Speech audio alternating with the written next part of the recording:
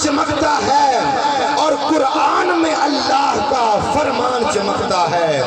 اور بدلے کا زمانہ لاکھ مگر، بدلے کا زمانہ لاکھ مگر قرآن نہ بدلا جائے گا۔ بدلے کا زمانہ لاکھ مگر قرآن نہ بدلا جائے گا۔ ہے قول محمد قول خدا، فرمان نہ بدلا جائے گا۔ ہے قول محمد قول خدا، فرمان نہ بدلا جائے گا۔ یہ چاند یہ سورج کی کرنیں ممکن ہے بدل جائیں، لیکن تا حشر مدینے والے کا فرمان نہ بدلا جائے گا۔ تا حشر مدینے والے کا فرمان نہ بدلا جائے گا۔ اور حافظ نہیں دنیا میں کوئی پہلی کتابوں کا۔ آپ کائنات کے گوشے گوشے میں چلے جائیں، آپ ویسٹرن ورلڈ سے افریقہ کے ریگستان تک چلے جائیں، آپ مشرق سے لے کر مغرب کے اخیر کونے تک چلے جائیں، آپ شمال سے لے کر جنوب تک چلے جائیں، آپ کائنات کی جس وسعت کے اندر چلے جائیں، آپ کو پوری دنیا کے اندر ترات کا حافظ نظر نہیں آئے گا۔ آپ پوری کائنات کے اندر چلے جائیں، دنیا کے جس ملک کے اندر چلے جائیں، آپ کو زبور کا حافظ نہیں ملے گا۔ آپ کائنات کے جس گوشے میں چلے جائیں، آپ کو انجیل کا حافظ نظر نہیں آئے گا۔ کسی شاعر نے کیا خوب کہا کہ حافظ نہیں دنیا میں کوئی پہلی کتابوں کا، الحمد کے حفاظ قرآن ہزاروں ہیں۔ الحمد کے حفاظ قرآن ہزاروں ہیں، الحمد کے حفاظ قرآن کروڑوں ہیں۔ الحمد کے حفاظ قرآن کروڑوں ہیں۔ آفاق کے ہر گوشے میں، آفاق کے ہر گوشے میں قرآن سنا کر دم لینا، آفاق کے ہر گوشے میں قرآن سنا کر دم لینا۔ اب رکنا نہیں، اب تھمنا نہیں، فردوس میں جا کر دم لینا۔ اب رکنا نہیں، اب تھمنا نہیں، فردوس میں جا کر دم لینا۔ میں انہی الفاظ کے ساتھ تلاوت قرآن پاک کے لیے دعوت دیتا ہوں۔ جناب محترم عزت مآب جناب حافظ القاری محمد داؤد سعیدی صاحب وہ آئیں اور اپنے لہن داؤدی سے ہمارے قلوب و جہان کو آیات بینات کے نور سے منور فرمائیں۔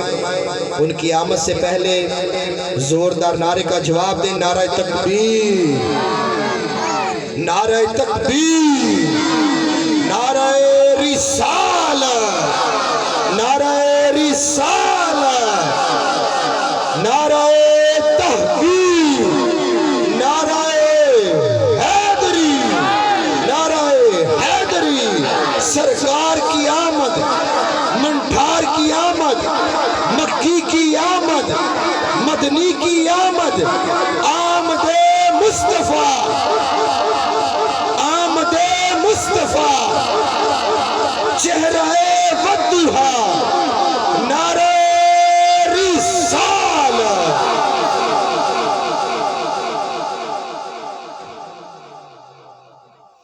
اعوذ باللہ من الشیطان الرجیم، بسم اللہ الرحمن الرحیم۔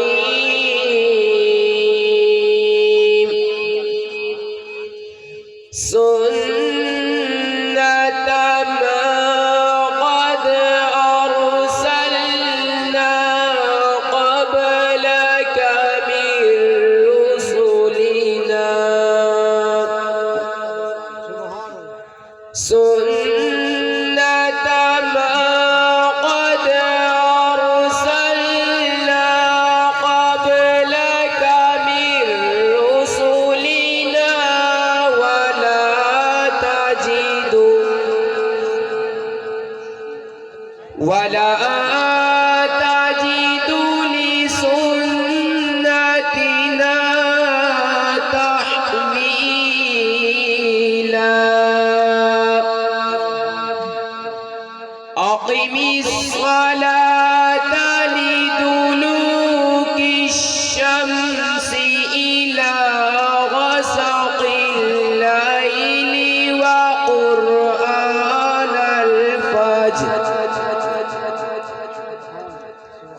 إن قرآن الفجر كان مشهودا أقم الصلاة لدلوك الشمس إلى غسق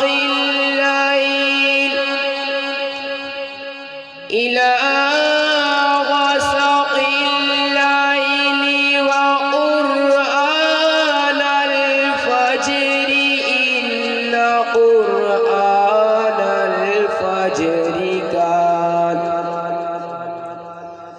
إن قرآن الفجر كان مشهودا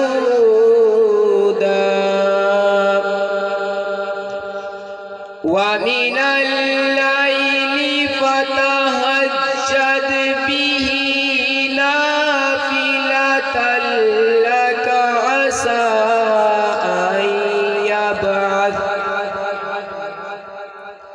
عسى أن يبعثك ربك مقاما محمودا وقل رب أدخلني مدخل صدق وأخرجني مخرج صدق واجعل لي من لدنك سلطانا نصيرا آمنت بالله صدق الله العظيم. ماشاءاللہ جی، بڑے احسن انداز کے ساتھ حافظ محمد داؤد سیدی صاحب آیات بینات کی تلاوت فرما رہے تھے. اسی دوران الحمدللہ ہماری اس بستی کی یہ خوش نصیبی ہے کہ ہمارے اندر ایک ایسی پرسوز اور فکر انگیز آواز اور ہستی جلوہ افروز ہو چکی ہے. تمام دوست احباب کھڑے ہو کر استقبال کریں. نعرہ تکبیر، نعرہ رسالت، نعرہ رسالت، نعرہ تحقیق، نعرہ حیدری. علماء اہل سنت، علماء اہل سنت، جماعت اہل سنت، مسلک حق اہل سنت و جماعت حضرت علامہ مفتی علی عمران قادری صاحب PhD اسکالر، مدرس اسلامک یونیورسٹی جامعہ فریدیہ ساہیوال. نعرہ رسالت، نعرہ رسالت، نعرہ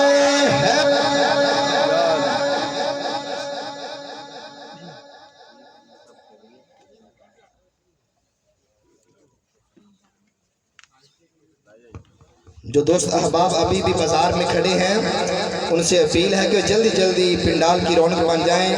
الحمدللہ ہمارے اندر ہماری اس محفل کی رونق بنے، جن کے انتظار میں الحمدللہ ہم کافی عرصہ کے ساتھ منتظر تھے.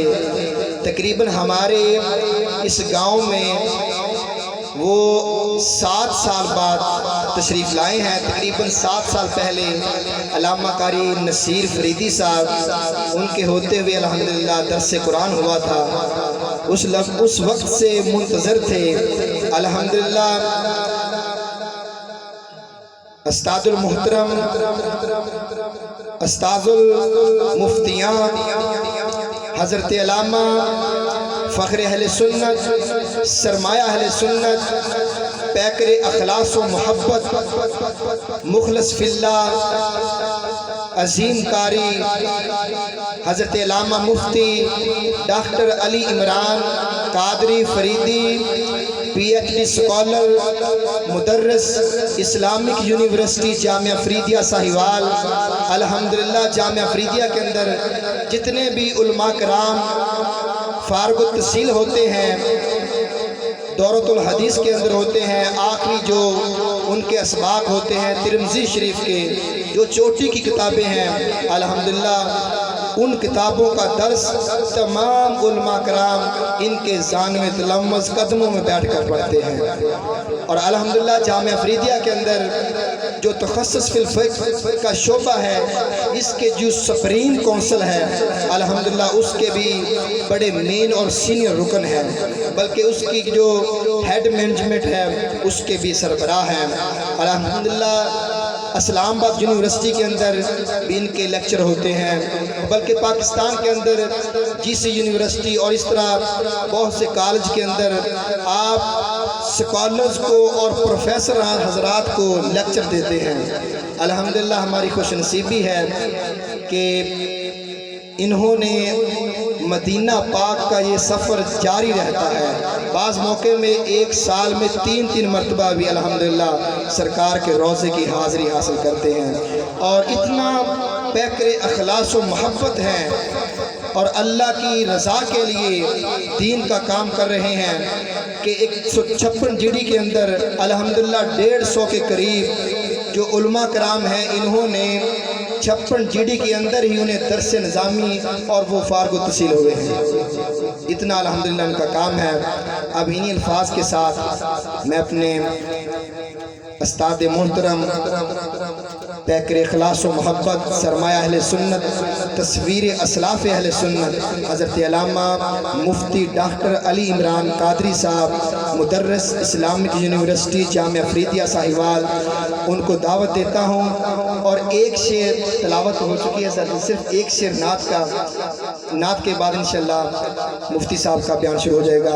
میں دعوت دیتا ہوں محمد عطیب طیب وہ آئیں اور ایک شعر پڑھ کر تاجدار کائنات کی بارگاہ میں اپنی حاضری پیش کریں۔ نعرہ تکبیر، نعرہ رسالت، نعرہ تحقیق، نعرہ حیدری۔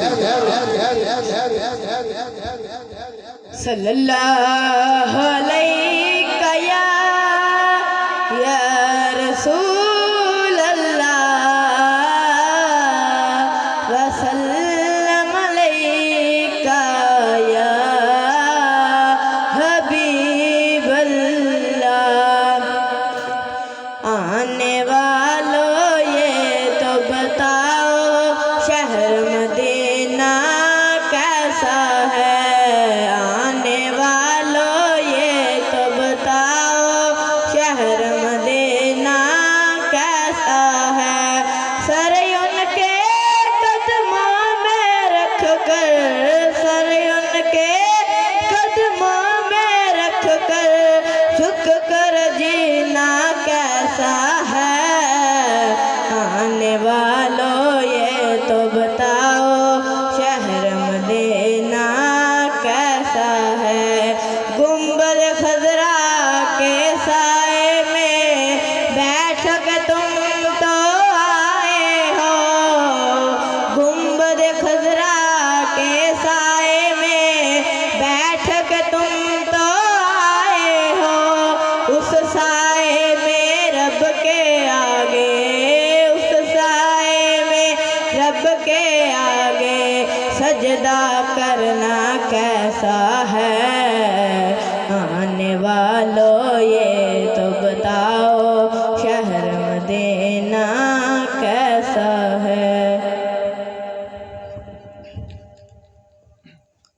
اب بلا تمہید میں دعوت خطاب دیتا ہوں، جتنے بھی احباب ابھی باہر کھڑے ہیں یا اپنے گھروں میں انتظار کر رہے ہیں ان سے اپیل ہے کہ الحمدللہ مفتی صاحب کا بیان شروع ہونے لگا ہے، تمام دوست احباب جلدی جلدی پنڈال کی زینت بنے۔ الحمدللہ مفتی صاحب وقت کے پابند ہیں، جو انہوں نے وقت دیا ہے الحمدللہ اسی وقت پہ پہنچ گئے ہیں، تو تمام دوست احباب جلدی جلدی پنڈال کی زینت بن جائیں۔ اب میں خصوصی خطاب کے لیے دعوت دیتا ہوں سرمایہ اہل سنت، فخر اہل سنت، عظیم مفتی، عظیم قاری، استاذ المفتیاں، پیکر اخلاص و محبت، پیکر شفقت حضرت علامہ مفتی ڈاکٹر علی عمران قادری فریدی مدرس اسلامک یونیورسٹی جامعہ فریدیہ ساہیوال۔ نعرہ تکبیر، نعرہ رسالت، نعرہ رسالت، نعرہ تحقیق، نعرہ حیدری، علماء اہل سنت، جماعت اہل سنت، نعرہ رسالت۔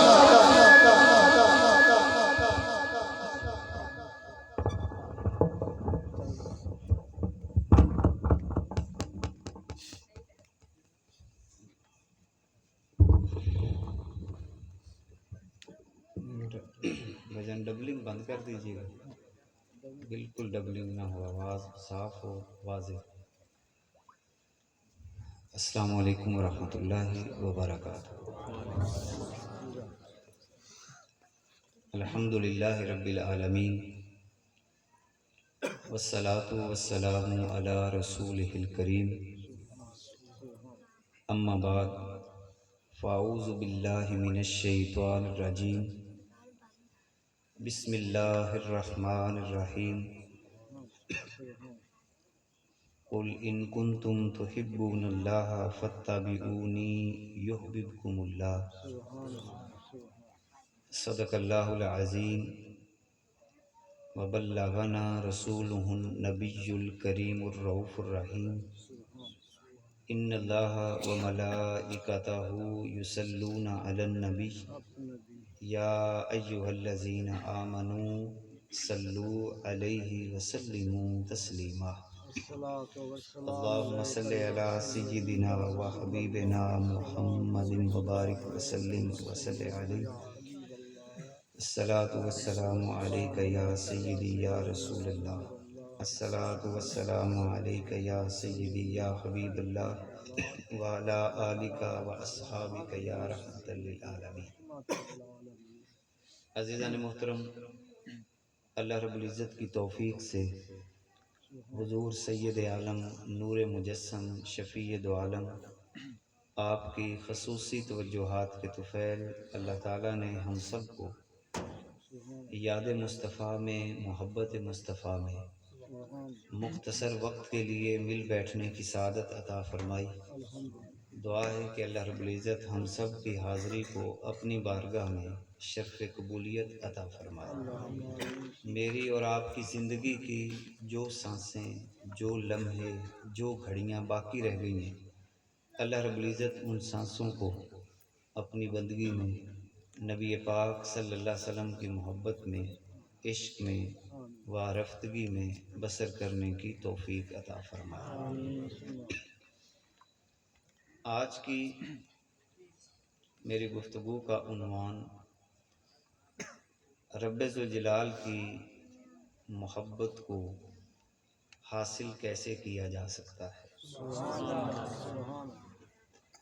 حالات حاضرہ میں ہر بندہ ذہنی طور پر مختلف کیفیات سے گزر رہا ہے۔ کوئی اپنی ذاتی زندگی کی وجہ سے پریشان ہے، کوئی اپنے خاندانی معاملات کی وجہ سے پریشان ہے۔ کسی شخص کا دکھ سنا جائے تو وہ اپنی معیشت کے حوالے سے وہ اپنی پریشانی کا اظہار کرتا ہے، اپنی غربت کا اظہار کرتا ہے۔ کوئی بندہ معاشرتی سطح پر اپنے آپ کو وہ محسوس یہ کرتا ہے کہ میں شاید کسی کھاتے کا نہیں ہوں، کمزور محسوس کرتا ہے، غریب محسوس کرتا ہے۔ آج ہم انتہائی اختصار کے ساتھ اس بات کا جائزہ لیں گے کہ اللہ تعالیٰ اپنے بندوں سے چاہتا کیا ہے، زندگی کس انداز کے ساتھ گزاری جائے کہ انسان کو کسی قسم کی کسی حالت کے اندر پشیمانی نہ ہو، الجھن نہ ہو، بلکہ سادہ لفظوں میں یوں کہوں کہ اگر اس کے پاس کچھ بھی نہ ہو مگر اس کے دل کی حالت یہ ہو کہ وہ اپنے آپ کو بادشاہ محسوس کر رہا ہو۔ اصل میں کچھ ہمارے ذہنوں پر جو پردے ہیں یہ ہم نے خود ڈالے ہوئے ہیں، ان پردوں کو ہٹانے کی کوشش نہیں کی، اس کے لیے کوئی محنت نہیں کی، کسی اللہ والے کے پاس جا کے نہیں بیٹھے، اور بالخصوص ہمیں رب سے بات کرنے کا طریقہ کار بھی نہیں آتا۔ میں شروع میں چند تمہیدی باتیں اس لیے کر رہا ہوں اور آگے جا کر اپنے موضوع کو کھولوں گا۔ ہمیں اپنے رب سے باتیں کرنے کا طریقہ ہی نہیں آتا، نہ رب سے لاڈیاں کرنے کا طریقہ آتا ہے، نہ اپنے دل کے جذبات کو اللہ کی بارگاہ میں پیش کرنے کا کوئی انداز ہے۔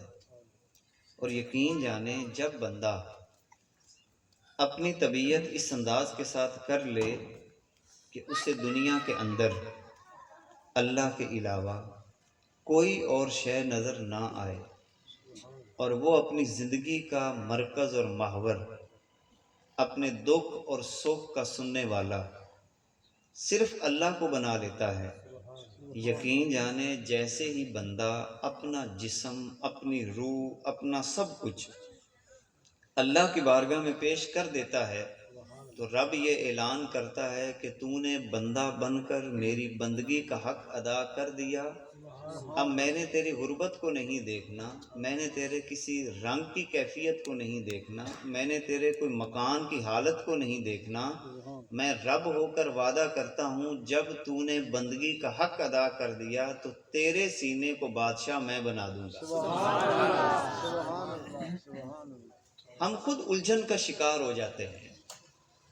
اللہ کی بارگاہ میں نہ دولت دیکھی جاتی ہے، اللہ کی بارگاہ میں نہ دنیا کا کوئی منصب دیکھا جاتا ہے، اللہ کی بارگاہ میں نہ بندے کی وہاں پر کوئی صورت اور شکل دیکھی جاتی ہے، بس دل کا سودا اللہ کی بارگاہ میں جب پیش کر دیا جائے تو رنگ کے کالے حضرت بلال حبشی رضی اللہ تعالی عنہ بھی ہوں تو اللہ رب العزت انہیں یہ اعزاز عطا کر دیتا ہے کہ کعبے کی چھت پہ چڑھ کر اذان دینے کا اعزاز اگر ملتا ہے تو بلال حبشی رضی اللہ تعالی عنہ کو ملتا ہے۔ اس لیے چونکہ میرے سامنے اس وقت میں دیکھ رہا ہوں جتنے افراد بیٹھے ہیں ہم سارے مزدور طبقہ ہیں، کوئی محنت مزدوری کرنے والا، کوئی کسی مقام پر اپنا انداز زندگی اس کے ہیں جس کو کہتے ہیں گزارے کی زندگی، مگر میں بڑے پیار سے کہتا ہوں، بڑے پیار سے آپ کو کہتا ہوں، کبھی اپنی اس حالت کے اوپر اپنے آپ کو کمزور محسوس نہیں کرنا، بس بندگی کا حق ادا کر دو، بندگی کا حق ادا کر دو۔ کائنات کے آقا صلی اللہ علیہ وبارک وسلم ارشاد فرماتے ہیں کہ جو بندہ صبح صبح اٹھے، من اصبح وہمہ الآخرہ اتتہ الدنیا وہی راغمہ، کائنات کے آقا فرماتے ہیں کہ جو بندہ صبح صبح اٹھے اس کی زندگی کا مقصد یہ ہو کہ میں نے اللہ کو راضی کرنا ہے، مزدوری بھی کر رہا ہے، راضی اللہ کو کرنا ہے، بچوں کے لیے سودا سلف لا رہا ہے، راضی اللہ کو کرنا ہے۔ کائنات کے آقا فرماتے ہیں کہ جو بندہ صبح صبح اٹھے اس کی زندگی کا مقصد یہ بن جائے کہ میں نے صرف اللہ کو راضی کرنا ہے، ہر وہ کام کرنا ہے جس سے میری آخرت سنور جائے، حضور فرماتے ہیں یہ ذہن بنانا تمہارا کام ہے، اس کے مطابق آگے بڑھنا تمہارا کام ہے۔ کائنات کے آقا فرماتے ہیں اتتہ الدنیا وہی راغمہ، دنیا اس کے قدموں پر ناک رگڑتی ہوئی آ جایا کرتی ہے۔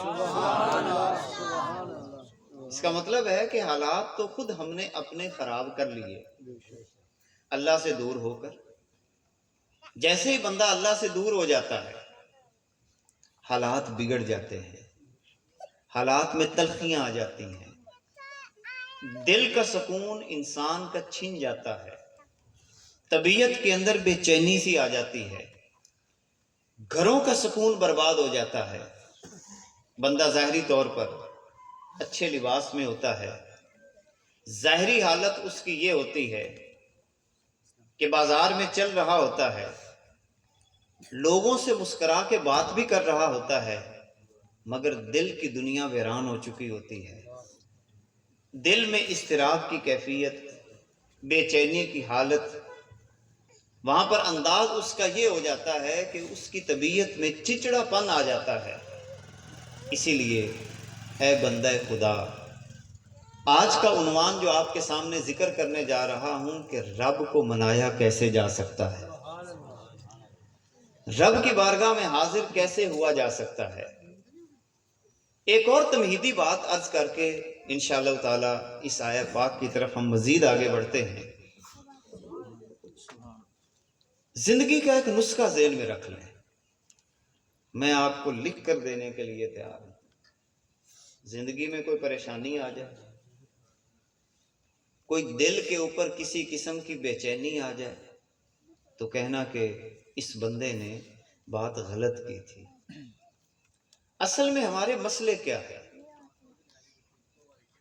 میں 4 چیزیں آپ کے سامنے ذکر کرنے لگا۔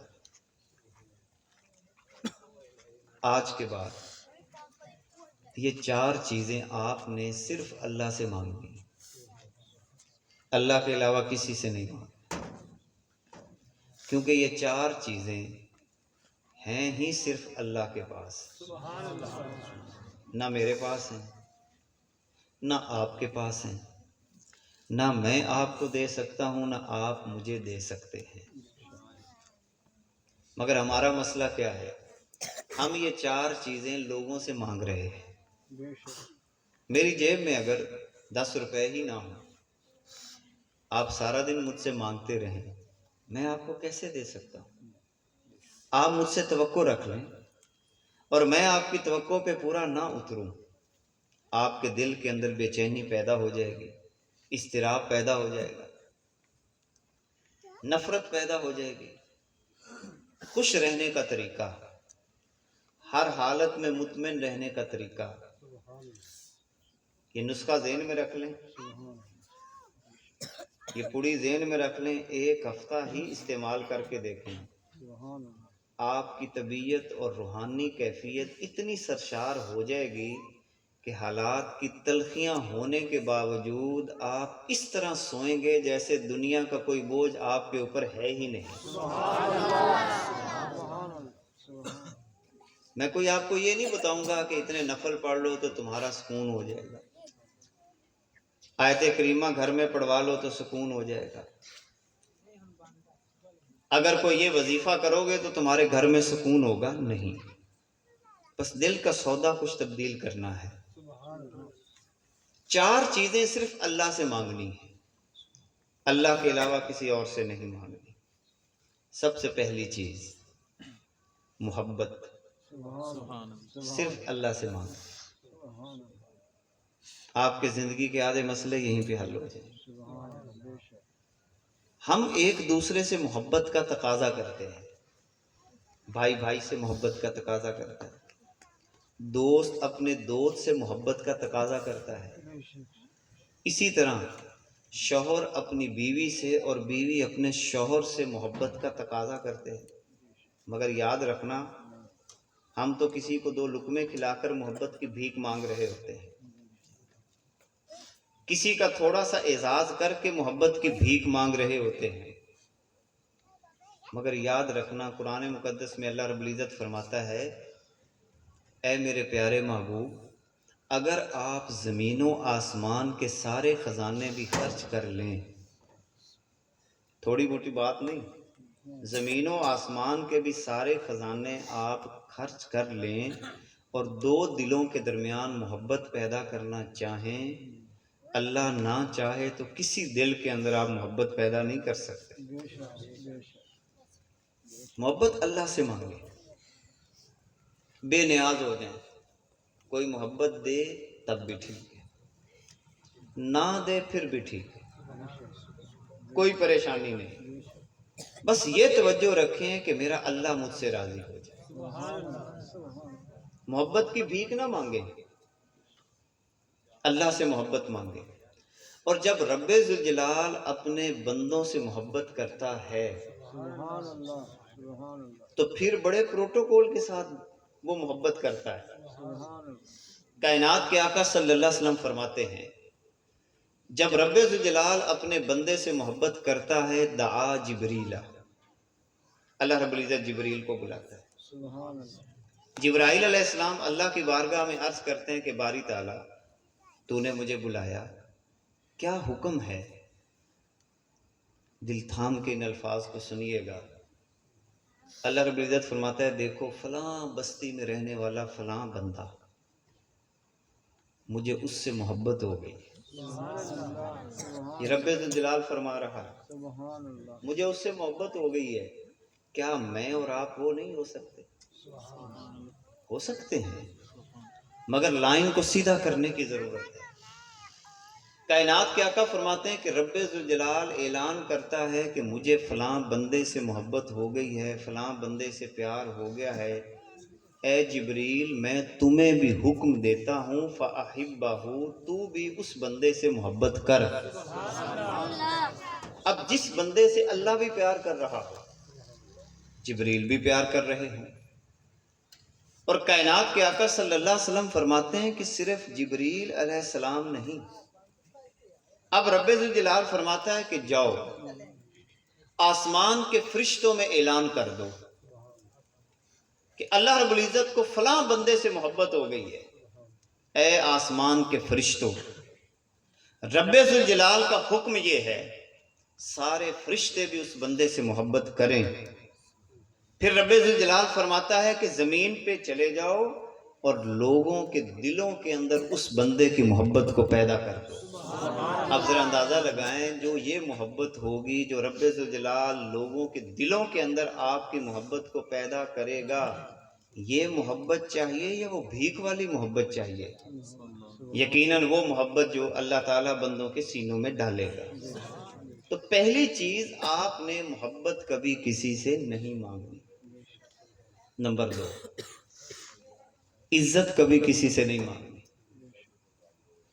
قرآن مقدس میں اللہ رب العزت فرماتا ہے ان العزت للہ جمیعا، لام ملکیت کا ہے، نہ میں آپ کو عزت دے سکتا ہوں نہ آپ مجھے عزت دے سکتے ہیں، عزت ہے اللہ کے پاس، ساری عزتوں کا مالک وہ ہے۔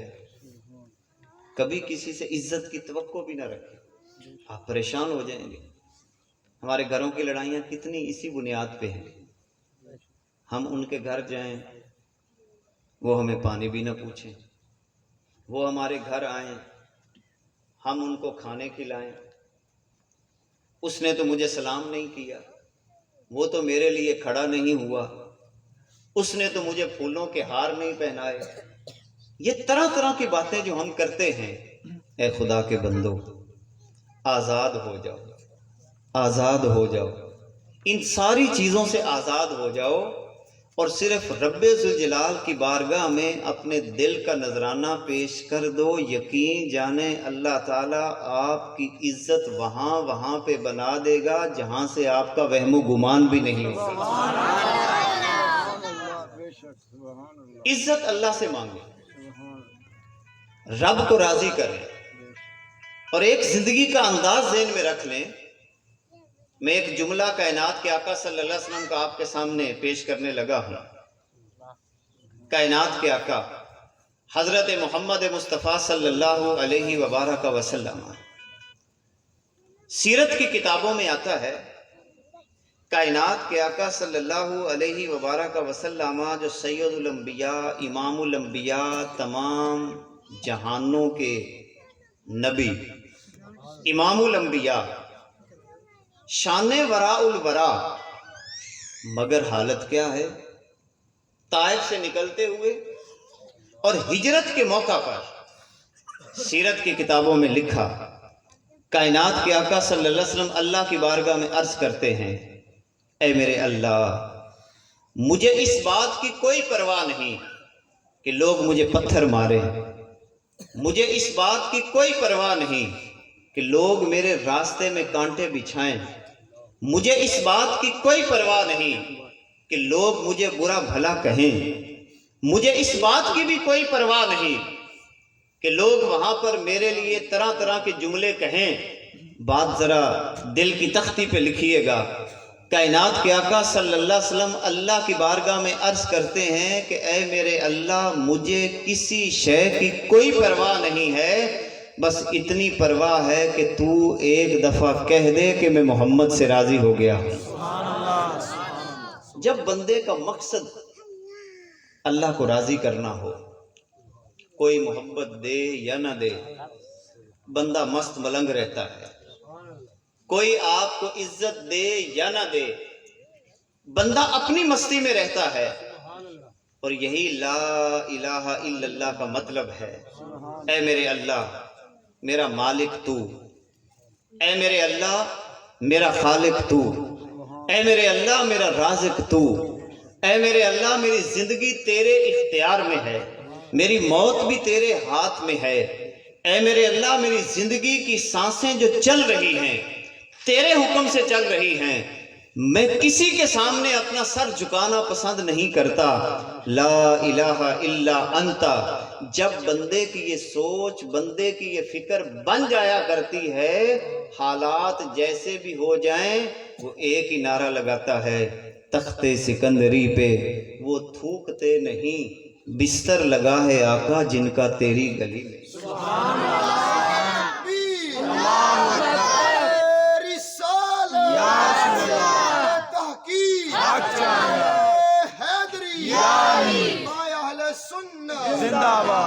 اپنی زندگی کا مقصد بنائیں اے بندگان خدا، اپنی زندگی کو خراب نہ کرو، چھوٹی چھوٹی باتوں کے اوپر اپنی زندگی کو الجھن میں نہ ڈالو، آزاد ہو جاؤ۔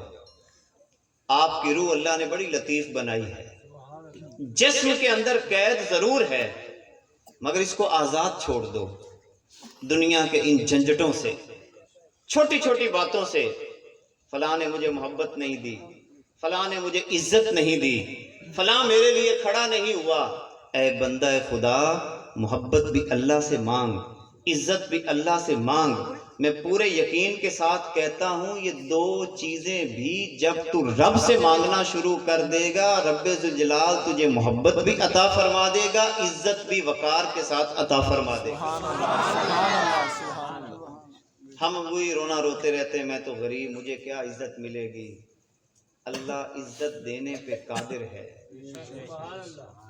اس نے سارے رنگ دکھائے ہیں۔ جس کو بھائیوں نے کنویں میں پھینک دیا اس کو مصر کا بادشاہ نہیں بنا دیا، جس کو بھائیوں نے کنویں میں پھینک کر اپنی طرف سے ٹھکانے لگا دیا تھا، کیا رب ذوالجلال نے اس کو مصر کا بادشاہ نہ بنا دیا؟ اللہ رب العزت عزت دینے پہ قادر ہے۔ کبھی اپنے آپ کو احساس کمتری کا شکار نہ کریں، میرے پاس مکان چھوٹا، میرے پاس گھر چھوٹا۔ او یارو، امام الانبیاء کا گھر، سید الانبیاء کا گھر، ہمارے گھر تو پھر بھی بڑے ہیں، ہمارے گھر تو پھر بھی پکے ہو گئے، ہمارے گھروں کے سین تو پھر بھی کھلے ہو گئے۔ امام الانبیاء سید الانبیاء کا گھر اتنا چھوٹا تھا، ہماری اماں جان حضرت عائشہ صدیقہ رضی اللہ تعالی عنہا آپ فرماتی ہیں کہ ہمارا گھر اتنا چھوٹا تھا کہ جب رات کے وقت حضور علیہ الصلوۃ والسلام نماز کے لیے کھڑے ہوتے، سجدہ کرنے کی جگہ نہیں ہوتی تھی، وہاں پر میرے پاؤں ہوتے تھے، جب حضور سجدہ کرنے لگتے مجھے انگلی کا اشارہ کرتے، پاؤں پیچھے کر لیتی، حضور سجدہ کیا کرتے تھے۔ اتنا چھوٹا گھر، مگر ہیں کون؟ امام الانبیاء۔ اس لیے زندگی کا وظیفہ ذہن میں رکھ لیں، عزت کسی سے نہیں مانگنی، محبت کسی سے نہیں مانگنی۔ تیسری چیز، رزق کسی سے نہیں مانگنا، کسی کو اپنا رازق نہ سمجھنا، ورنہ ساری عمر پریشان رہیں گے۔ رازق صرف اللہ ہے، صرف اللہ ہے۔ محنت کریں، بلکہ اس نے تو وعدے کر دیے۔ میں نے اس کے اوپر ایک مضمون لکھا تھا کہ لوگ جو پریشان ہوتے ہیں کہ ہمارے رزق میں اضافہ نہیں ہو رہا، کوئی وظیفے کرتے ہیں، کوئی ٹونے کرواتے ہیں، کسی سے دعا کروا رہے ہوتے ہیں، چھوٹے چھوٹے نسخے اللہ کے نبی نے عطا فرمائے۔ فرمایا رزق میں اضافہ چاہتے ہو، بڑا چھوٹا سا نسخہ، لیکن تھوڑا سا دل وسیع کرنا پڑتا ہے۔ کائنات کے آقا نے فرمایا سیلا ریمی تم کر دو، رشتہ داروں کے ساتھ ٹھیک ہو جاؤ، رشتہ داروں کا احترام کرو، ابا کا احترام کرو، اماں کا احترام کرو، اماں کے جو رشتہ دار ہیں ان کا احترام کرو، ابا کے رشتہ داروں کا احترام کرو۔ جو تم سے کٹتا ہے، جڑنا تم نے ہے، یہ نہیں ہے کہ جو تمہارے ساتھ اچھا تم بھی اس کے ساتھ اچھے۔ کائنات کے آقا فرماتے ہیں کہ صلہ رحمی یہ ہے کہ کوئی بندہ تمہارے ساتھ برا کرے، تم نے اس کے ساتھ اچھائی کرتے چلے جانا ہے۔ کائنات کے آقا فرماتے ہیں کہ جو بندہ صلہ رحمی کرتا ہے اللہ رب العزت اسے وہاں سے رزق عطا فرماتا ہے جہاں سے اس کا وہم و گمان بھی نہیں ہوتا۔ آپ یہ وظیفہ کر کے دیکھیں صلہ رحمی کا۔ پھر کائنات کے آقا فرماتے ہیں کہ جو بندہ گناہوں سے بچتا ہے، اپنی خلوت کے اندر گناہوں سے بچتا ہے، دوستوں کی مجلس میں گناہوں سے بچتا ہے، زبان کے گناہوں سے بچتا ہے، اپنی آنکھ کو صاف ستھرا رکھتا ہے، اپنے کانوں کو قرآن مقدس کی تعلیم سے آراستہ کرتا ہے، اپنا دل اللہ کی بارگاہ میں جھکا دیتا ہے، تقوی کی زندگی بسر کر لیتا ہے، اللہ کی طرف سے بلاوا آیا مسجد میں، سارے کام چھوڑ کر مسجد میں آ گیا، مولا میں تیرے دروازے پہ آ گیا ہوں، تیری بارگاہ میں جھک گیا ہوں، اے میرے اللہ اب تو ہی میرا والی ہے، تو ہی میرا سہارا ہے۔ کائنات کے آقا فرماتے ہیں جو بندہ تقوی کی زندگی، اپنے گناہوں سے دور ہونے کی زندگی بسر کرنا شروع کر دیتا ہے، قرآن مقدس میں بھی آ رہا ہے، حدیث میں بھی آ رہا ہے کہ رب ذوالجلال آسمان سے اور زمین سے سارے رزق کے دروازے اس کے لیے کھول دیتا ہے۔ رزق کے دروازے تو ہم نے خود بند کر لیے، پھر کہتے ہیں کسی نے رزق بند کر دیا، ٹونا ہو گیا، فلاں ہو گیا، یہ ہو گیا، وہ ہو گیا۔ جن بھی ہم ہیں، بھوت بھی ہم ہیں، رکاوٹیں بھی ہم خود ہیں، ہم نے دروازے روکے ہوئے ہیں رزق کے۔ میں بڑے پیار سے کہوں گا آج کے بعد تہیہ کر لو، اور اگر پوری بستی ہی تہیہ کرے، قرآن مقدس کی آیت، اللہ رب العزت قرآن مقدس میں ارشاد فرماتا ہے کہ اگر ایک پوری بستی مل کر ایک منصوبہ بنائے، پوری بستی، سارے افراد بیٹھ جائیں، بڑے بیٹھ جائیں، چھوٹے بیٹھ جائیں، گھر کی خواتین اپنے گھروں میں بیٹھ جائیں اور منصوبہ بنائیں کہ آج کے بعد ہم نے صرف اللہ کے حکم کو ماننا ہے، آج کے بعد ہم نے صرف حضور علیہ الصلوۃ والسلام کے حکموں کے مطابق زندگی بسر کرنی ہے، آج کے بعد ہم کسی گندے کام کے اندر آگے نہیں بڑھیں گے، کسی ظلم کا شکار نہیں ہوں گے۔ اللہ رب العزت قرآن میں فرماتا ہے اگر بستی والے سارے مل کر یہ منصوبہ بنا لیں ہم نے تقوی کی زندگی بسر کرنی ہے، میں رب ہو کر وعدہ کرتا ہوں اس بستی پر زمین کے اور آسمان کے سارے رزق کے دروازے میں رب کھولتا چلا جاؤں گا۔ یہ طے کر لیں، آپ دیکھنا کہ یہاں پر رب ذوالجلال کیسے کیسے برکتیں نازل کرتا ہے۔ چلو گھر میں ہی تجربہ کر کے دیکھ لو، اگر پوری بستی نہیں کر سکتی گھر میں تجربہ کر کے دیکھ لو، صلہ رحمی کرنا شروع کر دو، رشتہ داروں کے ساتھ ٹھیک ہو جاؤ، اپنے دل کو صاف اور ستھرا کر لو۔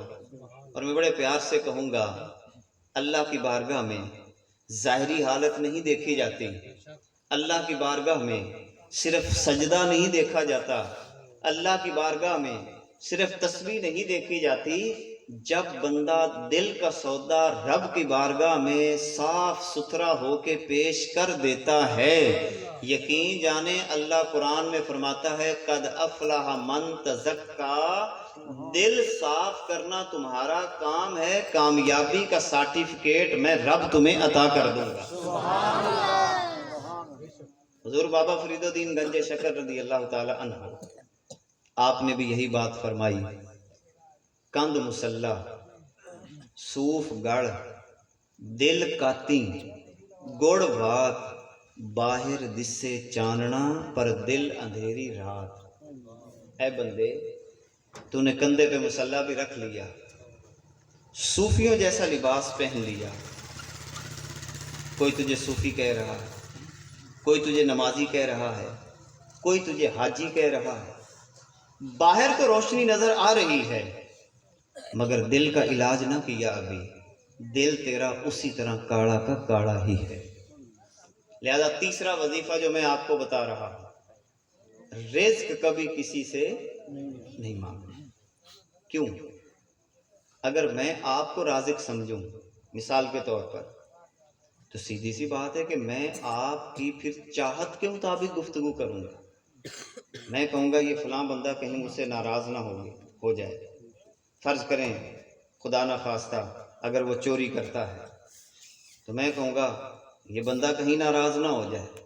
فرض کریں وہ جھوٹی گواہی دیتا ہے، میں اس عنوان پہ بات کروں کہیں یہ ناراض نہ ہو جائے۔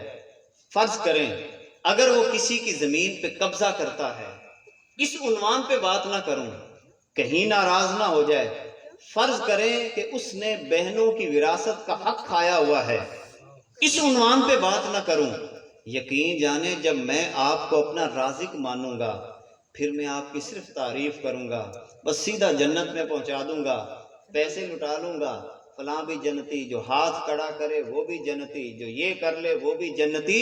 مگر کائنات کے آقا صلی اللہ علیہ وبارک وسلم ارشاد فرماتے ہیں جو بندہ کسی ظالم کی سپورٹ کرتا ہے، جو بندہ کسی ظالم کا ساتھی بنتا ہے، جو بندہ وہاں پر کسی کا محافظ بنتا ہے جو ظالم ہو، جابر ہو، کائنات کے آقا صلی اللہ علیہ وسلم فرماتے ہیں جو بندہ ظالم کا ساتھی بنتا ہے، جتنی نمازیں مرضی پڑھ لے، جتنے روزے مرضی رکھ لے، حج پہ حج کر لے، عمرے پہ عمرے کر لے، نفل پہ نفل پڑھ لے، کائنات کے آقا فرماتے ہیں اس پر خدا کا غضب بھی ہے، خدا کی لعنت بھی ہے، نہ اس کا نفل قبول ہوگا نہ اس کا فرض قبول ہوگا۔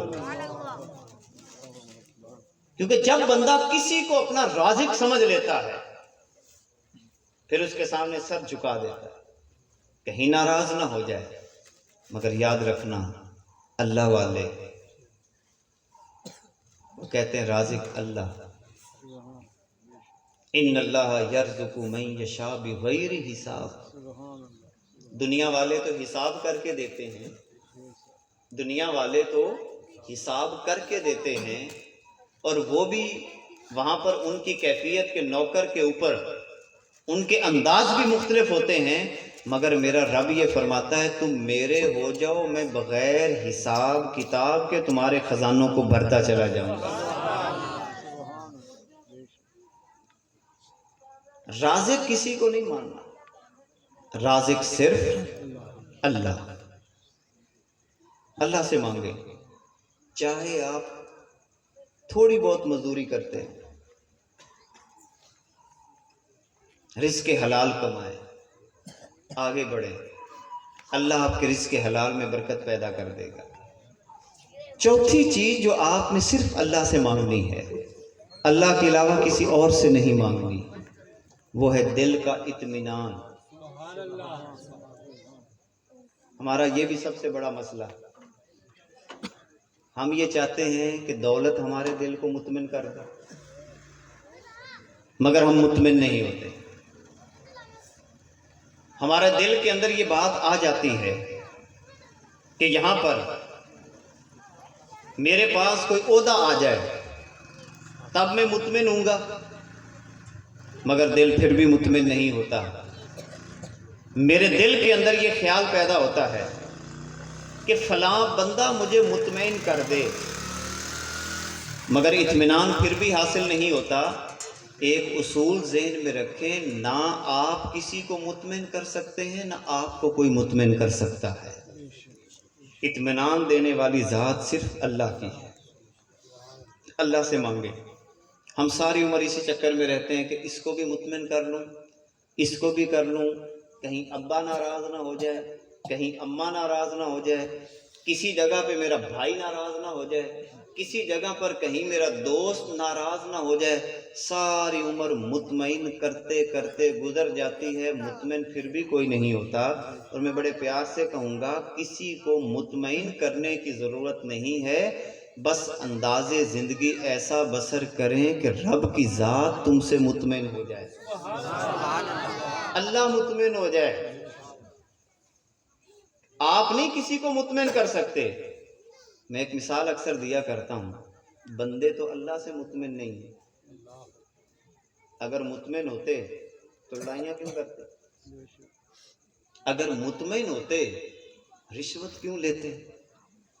اگر مطمئن ہوتے چوری اور ڈکیٹی کیوں کرتے؟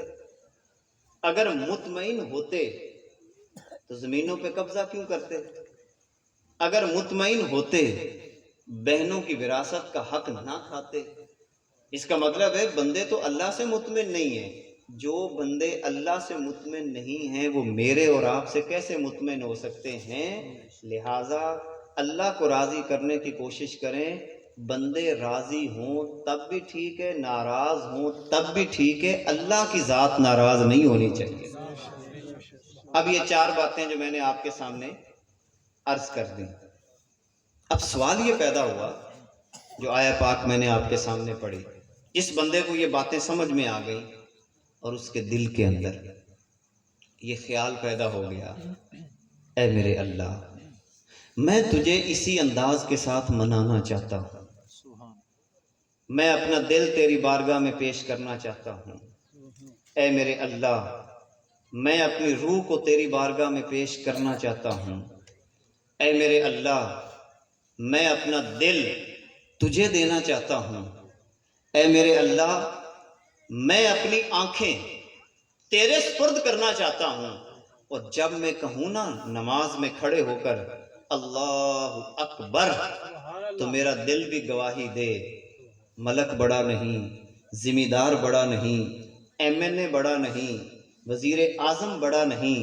جب میں کہوں اللہ اکبر جہاں پر ہینڈز اپ ہو کر اپنے ہاتھ کھڑے کروں وہاں پر میرا دل بھی گواہی دے. اے میرے اللہ کوئی بڑا نہیں، نہ میں بڑا نہ کوئی بڑا، بڑی ذات اس کائنات کے اندر صرف تیری ذات ہے. جب یہ کیفیت بندے کی بنتی ہے پھر سواد آ جاتا ہے زندگی کا. زندگی کا سفر بڑا آسان ہو جاتا ہے.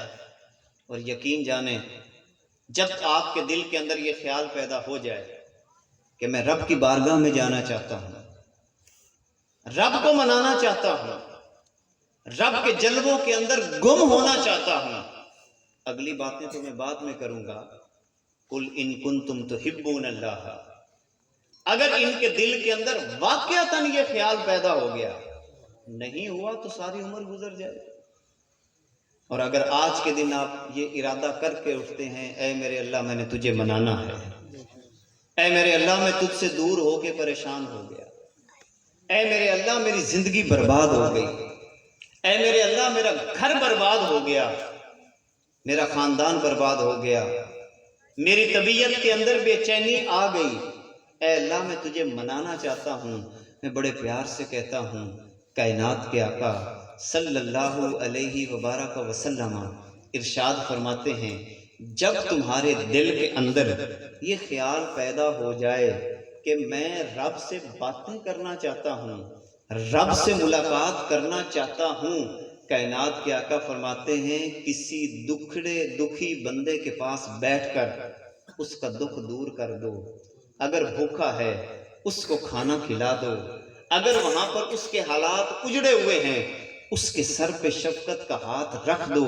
تمہارے اس عمل کی وجہ سے جب اس کے دل کو سہارا ملے گا تو سمجھ لینا مجھ خدا سے تیری ملاقات یہیں پہ ہو گئی. ہم رب کو تلاش کہاں پہ کر رہے ہیں؟ تلاش ہی نہیں کرتے. کسی درد مند کے کام آ کسی ڈوبتے کو اچھال دے. رب کی تلاش ایسے ہوتی ہے، محض تسبیح پکڑنے سے رب کی تلاش نہیں ہوتی. اللہ کی بارگاہ میں حاضر ہونے کا طریقہ کائنات کے آقا صلی اللہ علیہ وسلم نے فرمایا جو بندہ رب کی محبتوں کو سمیٹنا چاہتا ہے. ایک صحابی نے سوال کیا حضور میرا دل یہ کرتا ہے کہ اللہ مجھ سے پیار کرے. یارو میں بڑے پیار سے کہوں گا اپنی خالی دامن کو نہ دیکھنا، کہ دامن میں ہے کچھ یا نہیں ہے، کبھی بھی نہ دیکھنا، بس ارادہ کر لو، ارادہ مضبوط کر لو کہ اے اللہ تو مجھ سے پیار کر۔ کائنات کے آقا فرماتے ہیں جب صحابی نے سوال کیا میرے دل یا رسول اللہ میرا دل کرتا ہے کہ اللہ مجھ سے پیار کرے، حضور نے فرمایا نسخہ میں تمہیں دیتا ہوں، چھوٹا سا نسخہ، بڑا بھی نہیں بات کی، کوئی لمبی چوڑی بات نہیں کی میرے آقا نے، فرمایا ازہد فی الدنیا، جو 4 باتیں میں نے آپ کے سامنے کی، دنیا سے بے نیاز ہو جاؤ، بے نیاز ہو جاؤ، دنیا کی طرف نگاہ اٹھا کے نہ دیکھو، یہ بنائی اللہ نے ہمارے لیے، جس چیز کو بنایا ہی اللہ نے ہمارے لیے، اس کے لیے پریشان ہونے کی ضرورت کیا ہے؟ فرمایا دنیا سے بے نیاز ہو جاؤ، اللہ تم سے محبت کرنے لگ جائے گا۔ صحابی نے سوال کیا حضور میں یہ چاہتا ہوں کہ بندے بھی مجھ سے پیار کریں، کائنات کے آقا صلی اللہ علیہ وسلم نے فرمایا لوگوں سے بے نیاز ہو جاؤ، لوگ خود بخود تم سے پیار کرنا شروع کر دیں گے۔ جب دل میں یہ ارادہ پیدا ہو گیا کہ اے میرے اللہ میں تجھے منانا چاہتا ہوں، تیری بارگاہ میں حاضر ہونا چاہتا ہوں، فرمایا اے میرے پیارے محبوب قل ان کنتم تحبون اللہ فاتبعونی، محبوب ان کو کہہ دیں اگر ارادہ بن گیا ہے، پختہ ارادہ رب کو منانے کا پکا ارادہ بن گیا ہے، تو میرے پیچھے پیچھے آ جاؤ، اتباع کر لو میری۔ اتباع محبت کے بغیر نہیں ہوتی، محبت پیروی کرواتی ہے۔ اب پیروی کا معنی ہم اگر تھوڑا سا سمجھیں، میں آپ کو ایک مثال دینا چاہتا ہوں اور اسی پر پھر چند باتیں کر کے اپنی گفتگو کو ختم کروں گا۔ پیروی کسے کہا جاتا ہے؟ مثال کے طور پر آپ نے یا میں نے کسی جگہ پہ پہنچنا ہو مگر اس کا راستہ معلوم نہ ہو، آج کل تو جیسے گوگل میپ آ گیا، ایک یہ بھی صورتحال ہے، ہم اس کے پیچھے پیچھے چلتے ہیں۔ ایک اور بھی صورتحال ہے کہ آگے کوئی گاڑی والا جا رہا ہو اور اس نے بھی جانا وہیں پہ ہو، اس کو راستے کا پتہ ہو، آپ اس سے کہیں جناب میں نے فلاں جگہ پہ جانا ہے، وہ کہہ جائے کوئی پریشانی نہیں، میرے پیچھے پیچھے آ جا۔ اب ذرا غور کرنا، جب وہ گاڑی آگے چلتی ہے آپ اس کے پیچھے ہوتے ہیں، جتنی سپیڈ سے وہ تیز کرے گا آپ بھی اتنی سپیڈ سے گاڑی پیچھے تیز کریں گے کہ کہیں پیچھے نہ رہ جائیں۔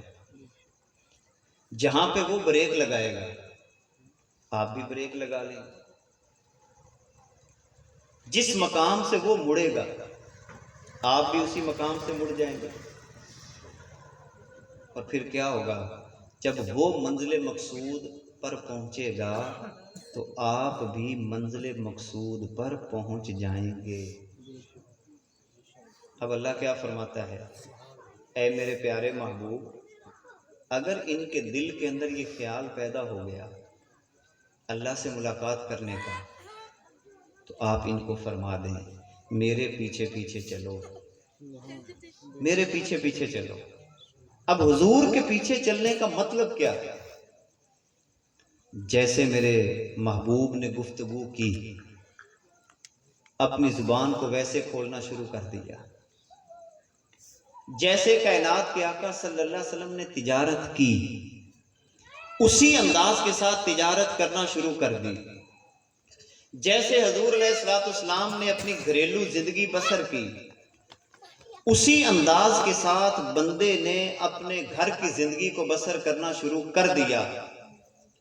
جس انداز کے ساتھ کائنات کے آقا صلی اللہ علیہ وسلم نے نظام معیشت ہمیں عطا فرمایا، بالکل اسی انداز کے ساتھ نظام معیشت کو اسی طرح اپنا لیا۔ کائنات کے آقا صلی اللہ علیہ وسلم جس انداز کے ساتھ مسند عدالت پہ بیٹھا کرتے، بالکل بندہ پنچایت کے اندر، عدالت کے اندر اسی انداز کو اختیار کر لے جہاں جہاں سے مصطفیٰ نے اپنے آپ کو روکا، بندہ بھی اسی انداز کے ساتھ رکتا چلا گیا۔ جہاں جہاں پہ کائنات کے آقا صلی اللہ علیہ وسلم نے جانے کا حکم عطا فرمایا، بندہ اسی مقام پہ جاتا چلا گیا۔ جہاں پہ حضور رکے بندہ بھی رک گیا، جہاں پہ حضور چلے وہاں پہ چلنا شروع کر دیا۔ کائنات کے آقا صلی اللہ علیہ وبارک وسلم کی اداؤں کو بندے نے جب اپنانا شروع کر دیا، چونکہ حضور کی ادائیں اللہ کو پیاری لگتی ہیں، جب ہم کائنات کے آقا صلی اللہ علیہ وبارک وسلم کی اداؤں کو اپنائیں گے، ہماری ادائیں بھی اللہ کو پیاری لگنے لگ جائیں گی۔ جب مصطفیٰ اللہ کے پاس پہنچے ہوئے ہیں تو ہم بھی حضور کے پیچھے پیچھے اللہ کی بارگاہ میں پہنچ جائیں گے۔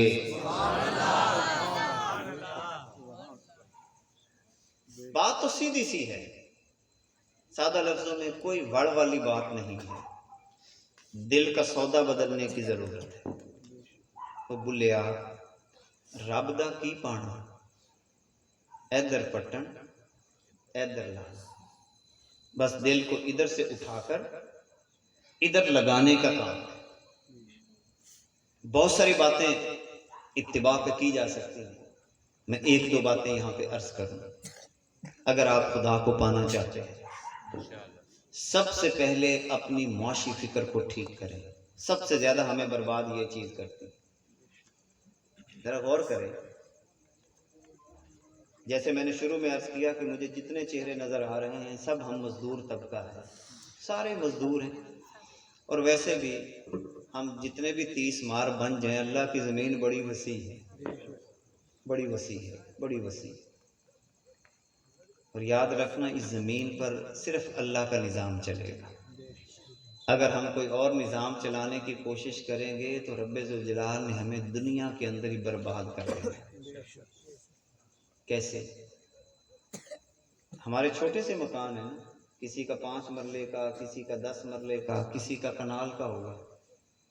میں آپ کے گھر جاؤں اور آپ کو یہ کہوں گھر آپ کا ہے، بیوی آپ کی، بچے آپ کے، مگر نظام میرا چلے گا، کیا آپ کی غیرت اس بات کو گوارا کرے گی؟ اگر میں ضد کروں، یقیناً آپ مجھے دھکے دے کے باہر نکالیں گے۔ میں اور ضد کروں، ممکن ہے مار بھی ڈالیں کہ بیوی میری، بچے میرے، تو کون ہوتا ہے ہمارے گھر کے اوپر حکمرانی کرنے والا؟ غیرت مند بندہ جیسا بھی ہو اس بات کو برداشت نہیں کرتا۔ ذرا غور کرنا، ہماری چھوٹی چھوٹی سلطنتیں، کسی کی 5 مرلے کی، کسی کی 10 مرلے کی، ہم اپنے گھر کے اوپر غیر کے نظام کو قبول نہیں کرتے۔ اللہ اپنی زمین پر غیر کے نظام کو کیسے قبول کر سکتا ہے؟ ہم کہتے ہیں نا یہ کیوں لوگ لڑ رہے ہیں، قتل ہو رہے ہیں، فساد پیدا ہو رہے ہیں، اس کا سادہ سا مطلب ہے کہ ہم نے اللہ کے نظام کو قبول ہی نہیں کیا۔ کائنات کے آقا صلی اللہ علیہ وسلم کے پیچھے پیچھے چلیے۔ بندہ غریب ہونا تو دل میں خیال آتا ہے کہ کیا میں بھی عروج پہ جا سکتا ہوں؟ ایک تصور سا پیدا ہو جاتا ہے۔ ذرا غور کرنا، مکی دور ہے، مشرک سارے کے سارے اکٹھے ہو کر کائنات کے آقا صلی اللہ علیہ وسلم کی بارگاہ میں مختلف قسم کی باتیں کرتے ہیں۔ ہم اس کو نبی کیوں مانیں؟ یہ تو بازاروں میں چلتا ہے۔ ہم اس کو نبی کیوں مانیں؟ یہ تو روٹی کھاتا ہے۔ ہم اس کو نبی کیوں مانیں؟ جملوں پہ ذرا غور کیجئے گا۔ اس کے پاس تو کوئی پیسے ہی نہیں ہیں، کیونکہ مکی دور میں حضور کے پاس ظاہراً کچھ نہیں تھا، یہ ذہن میں رکھیں۔ ہم بعد دفعہ جذباتی ہو کر تو کہہ دیتے کہ نہیں بہت کچھ تھا، لیکن حضور نے جو ظاہری زندگی بسر کی ہے ہماری سہولت کے لیے، ظاہری طور پر مال و دولت نہیں تھا، اسی لیے تو انہوں نے اعتراض کیا، نہ اس کے پاس خزانہ، نہ اس کے پاس کوئی باغ اور نہ اس کا کوئی پروٹوکول، کیونکہ وہ مکے کے جو چودھری تھے وہ آگے پیچھے غلاموں کو لے کے چلتے تھے، ان کو پنکھے سے ہوائیں دے رہے ہوتے تھے۔ اس کا تو کوئی پروٹوکول ہی نہیں ہے۔ کوئی فرشتہ ہوتا اس کے آگے چلتا اور کہتا بھی نبی آیا ہے تو ہم اس کو نبی مان لیتے۔ بندہ ہو غریب، آپ کو یہ بات بڑی آسانی سے سمجھ آ جائے گی، بندہ ہو غریب اور لوگ چڑھائی بھی کر رہے ہوں، دل میں خیال آ جاتا ہے نا کہ یار میرے پاس بھی کوئی زمین آ جائے، کہیں سے مجھے کوئی سونا مل جائے، کوئی چاندی مل جائے، کوئی ہیرے جواہرات مل جائیں، میں کوئی زمین خریدوں، کوئی بڑی گاڑی لوں، آگے پیچھے وہاں پر کوئی پروٹوکول کے بندے لوں، لوگ کہیں کہ جناب اس کے پاس دولت آ گئی، ہم بھی اس کو مانیں، یہ ہمارے ذہنوں میں خیال آتے ہیں۔ جب یہ سارے مشرک ستا رہے تھے، اللہ نے اپنے محبوب کو پیشکش کی۔ یہ بات توجہ سے سنیے گا اور کبھی اپنے آپ کو احساس کمتری کا شکار نہ ہونے دیں۔ اللہ رب العزت نے حضور کو پیشکش کی، انی اورد علیہ ان تجعل لک بطحاء مکہ ذہبا، اے میرے پیارے محبوب اگر تو چاہے تو پورا مکہ سونا بنا کر تیرے قدموں پہ نچھاور نہ کر دوں، پورا مکہ سونا بنا کر تیرے قدموں پہ نچھاور نہ کر دوں۔ اگر میرے جیسا کوئی بندہ ہوتا، میرے تیرے جیسا، کہتا بھئی اتنا سونا، ہمیں تو ایک ڈلی کافی تھی، اتنا سونا، چلو میں سونا لے لیتا ہوں اللہ سے، پھر ابو جہل کو بھی خرید لیتا، ابو لہب کو بھی خرید لیتا، فلانے کو بھی خرید لیتا۔ مگر آپ حضور کے انداز پہ بندہ حیران ہو جاتا ہے کہ اللہ پیشکش کر رہا ہے کہ اے میرے پیارے محبوب سارا مکہ سونا بنا کر تیرے قدموں پہ نچھاور کر دوں، مگر کائنات کے آقا اللہ کی بارگاہ میں عرض کرتے ہیں فَقُلْتُ لَا یا ربی، اے اللہ مجھے سونا نہیں چاہیے، کیا چاہیے؟ انی اشبع یوما و اجوع یوما، اے اللہ بس ایک دن روٹی دے دے، یہ حضور فرما رہے ہیں ایک دن روٹی دے دے، ایک دن رکھ بھوکا۔ ہمیں تو روزانہ مل جاتی ہے الحمدللہ، اللہ کا احسان ہے ہم پہ، مگر حضور کا نظریہ دیکھیں، اے اللہ ایک دن روٹی دے دے، ایک دن بھوکا رکھ۔ میں نوجوانوں کو بھی یہ جو مختلف طور پر اپنے ذہنی اضطراب کا شکار رہتے ہیں، پھر غلط راستوں کا انتخاب کرتے ہیں، کائنات کے آقا اللہ کی بارگاہ میں عرض کرتے ہیں کہ اے اللہ ایک دن روٹی دے دے، ایک دن رکھ بھوکا، اے میرے پیارے محبوب کرے گا کیا؟ اما الیوم الذی اشبع فیہ فاحمد لک واشکر لک، اے میرے اللہ جس دن تو مجھے روٹی دے دے گا میں اپنے آپ کو بڑا محسوس نہیں کروں گا، متکبر نہیں بنوں گا، کوئی وڈیائی محسوس نہیں کروں گا کہ میرے پاس روٹی آ گئی، میں تیرا بندہ ہو کر عرض کرتا ہوں سارا دن تیری حمد بھی بیان کروں گا، تیرا شکریہ بھی ادا کرتا رہوں گا۔ یا اللہ تو نے مجھے روٹی دے دی، ہم کھا کے بھی نا شکرے، پہن کے بھی نا شکرے، طرح طرح کی نعمتیں کھانے کے بعد بھی ہمارے دل مطمئن نہیں ہوتے۔ اللہ کی بارگاہ میں کائنات کے آقا عرض کرتے ہیں کہ اے میرے اللہ اما الیوم الذی اجوع فیہ، جس دن تو مجھے روٹی نہیں دے گا میں تیرا بندہ ہو کر کہتا ہوں میں کوئی شکوہ نہیں کروں گا، کوئی شکایت نہیں کروں گا، میرے ماتھے کے اوپر کوئی اضطراب کی کیفیت نہیں ہوگی، میرا دل پریشان نہیں ہوگا، میں پوری پوری بندگی کا حق ادا کروں گا۔ اے میرے اللہ میں تیرا بندہ ہو کر عرض کرتا ہوں جس دن تو مجھے روٹی نہیں دے گا فَأَحْمَدُ لَكَ وَأُثْنِي عَلَيْكَ، سارا دن تیری حمد بھی بیان کروں گا، تیری ثنا بھی بیان کرتا رہوں گا۔ جب بندے کا نظریہ یہ بن جائے مل گئی تب بھی ٹھیک، نہ ملی تب بھی ٹھیک، مالک دینے والا ہے تو پھر ذرا غور کیجئے، پھر کیا یہ بندہ رشوت لے سکتا؟ لے گا بھلا؟ جس بندے کی سوچ اور فکر یہ ہو کہ مجھے جو مل گیا میں نے اللہ کی رضا پہ راضی رہنا ہے، کسی کا حق نہیں مارنا، چوری نہیں کرنی، ڈکیٹی نہیں مارنی، دھوکہ دے کر مال نہیں بیچنا، جھوٹ بول کر مال نہیں بیچنا.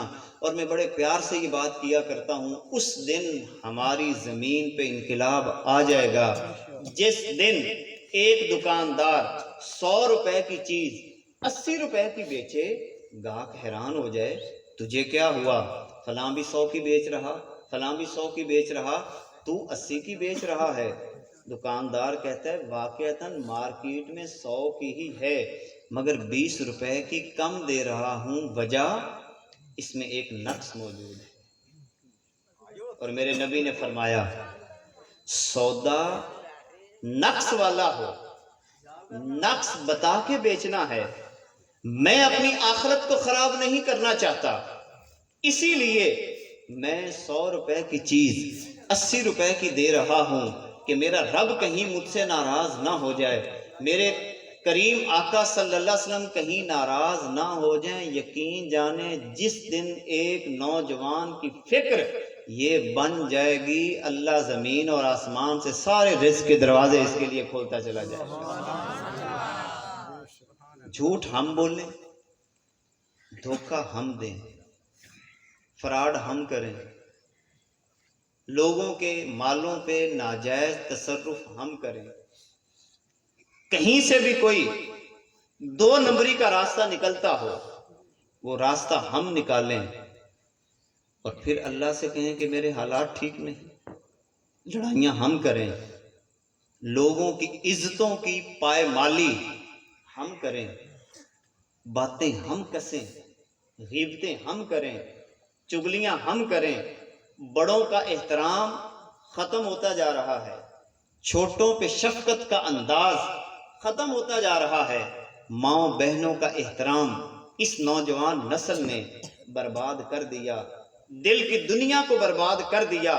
غیروں کے پیچھے لگ کے اپنے دل کا سودا اللہ کی بارگاہ میں دینے کی بجائے خلوتیں خراب کر لیں، تنہائیاں خراب کر لیں، وہاں پر اپنے انداز زندگی کو رب کی بارگاہ میں پیش کرنے کی بجائے کائنات کے آقا صلی اللہ علیہ وبارک وسلم کی ذات کے ساتھ اپنے دل کا سودا پیش کرنے کی بجائے، دیدار مصطفیٰ کا مشتاق ہونے کی بجائے، چہرہ مصطفیٰ کا دیوانہ بننے کی بجائے اپنے دل کا سودا اپنی تنہائیوں کو گندا اور غلیظہ کر کے وہاں پر انداز یہ کہے کہ مجھ پہ رب کی رحمتیں نازل ہوں.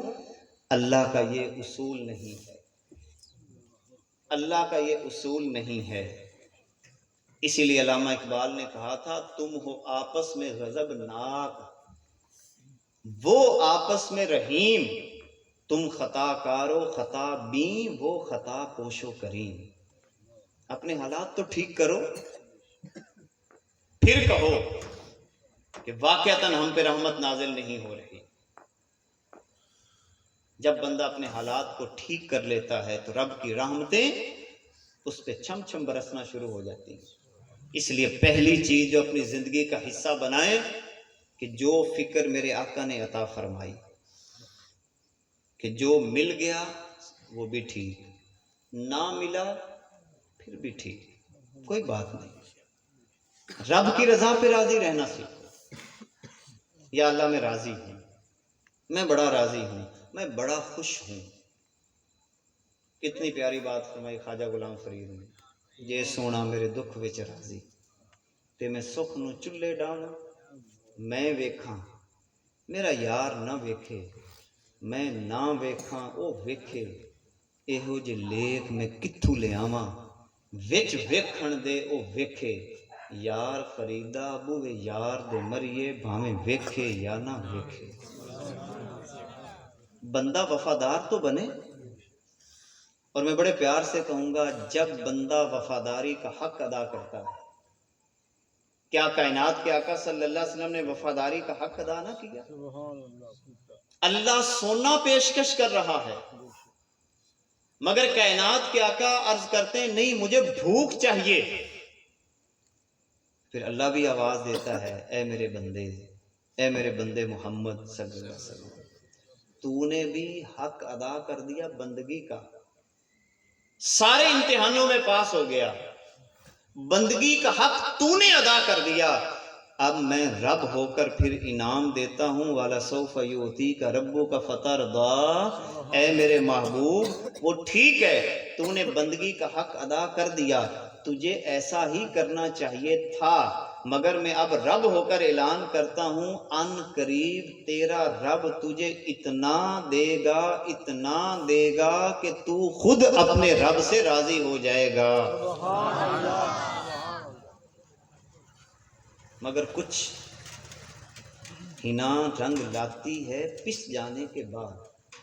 مہندی کا پتا کبھی کسی نے ہاتھ پہ لگایا نہیں، اس کا رنگ ہی نہیں چڑھے گا، اس کا رنگ کیسے چڑھے؟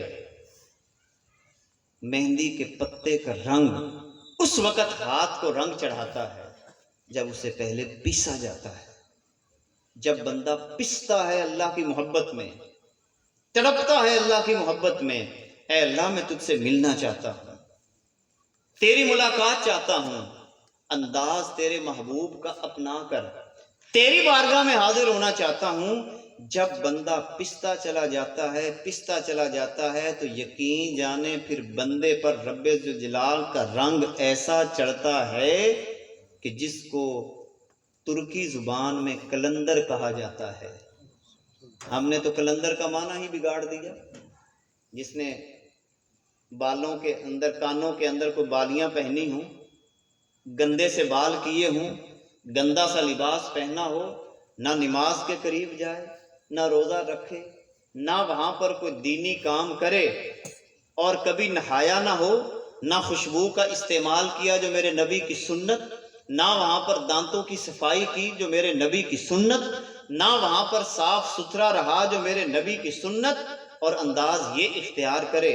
ہم نے تو کلندر کا معنی بھی بگاڑ دیا۔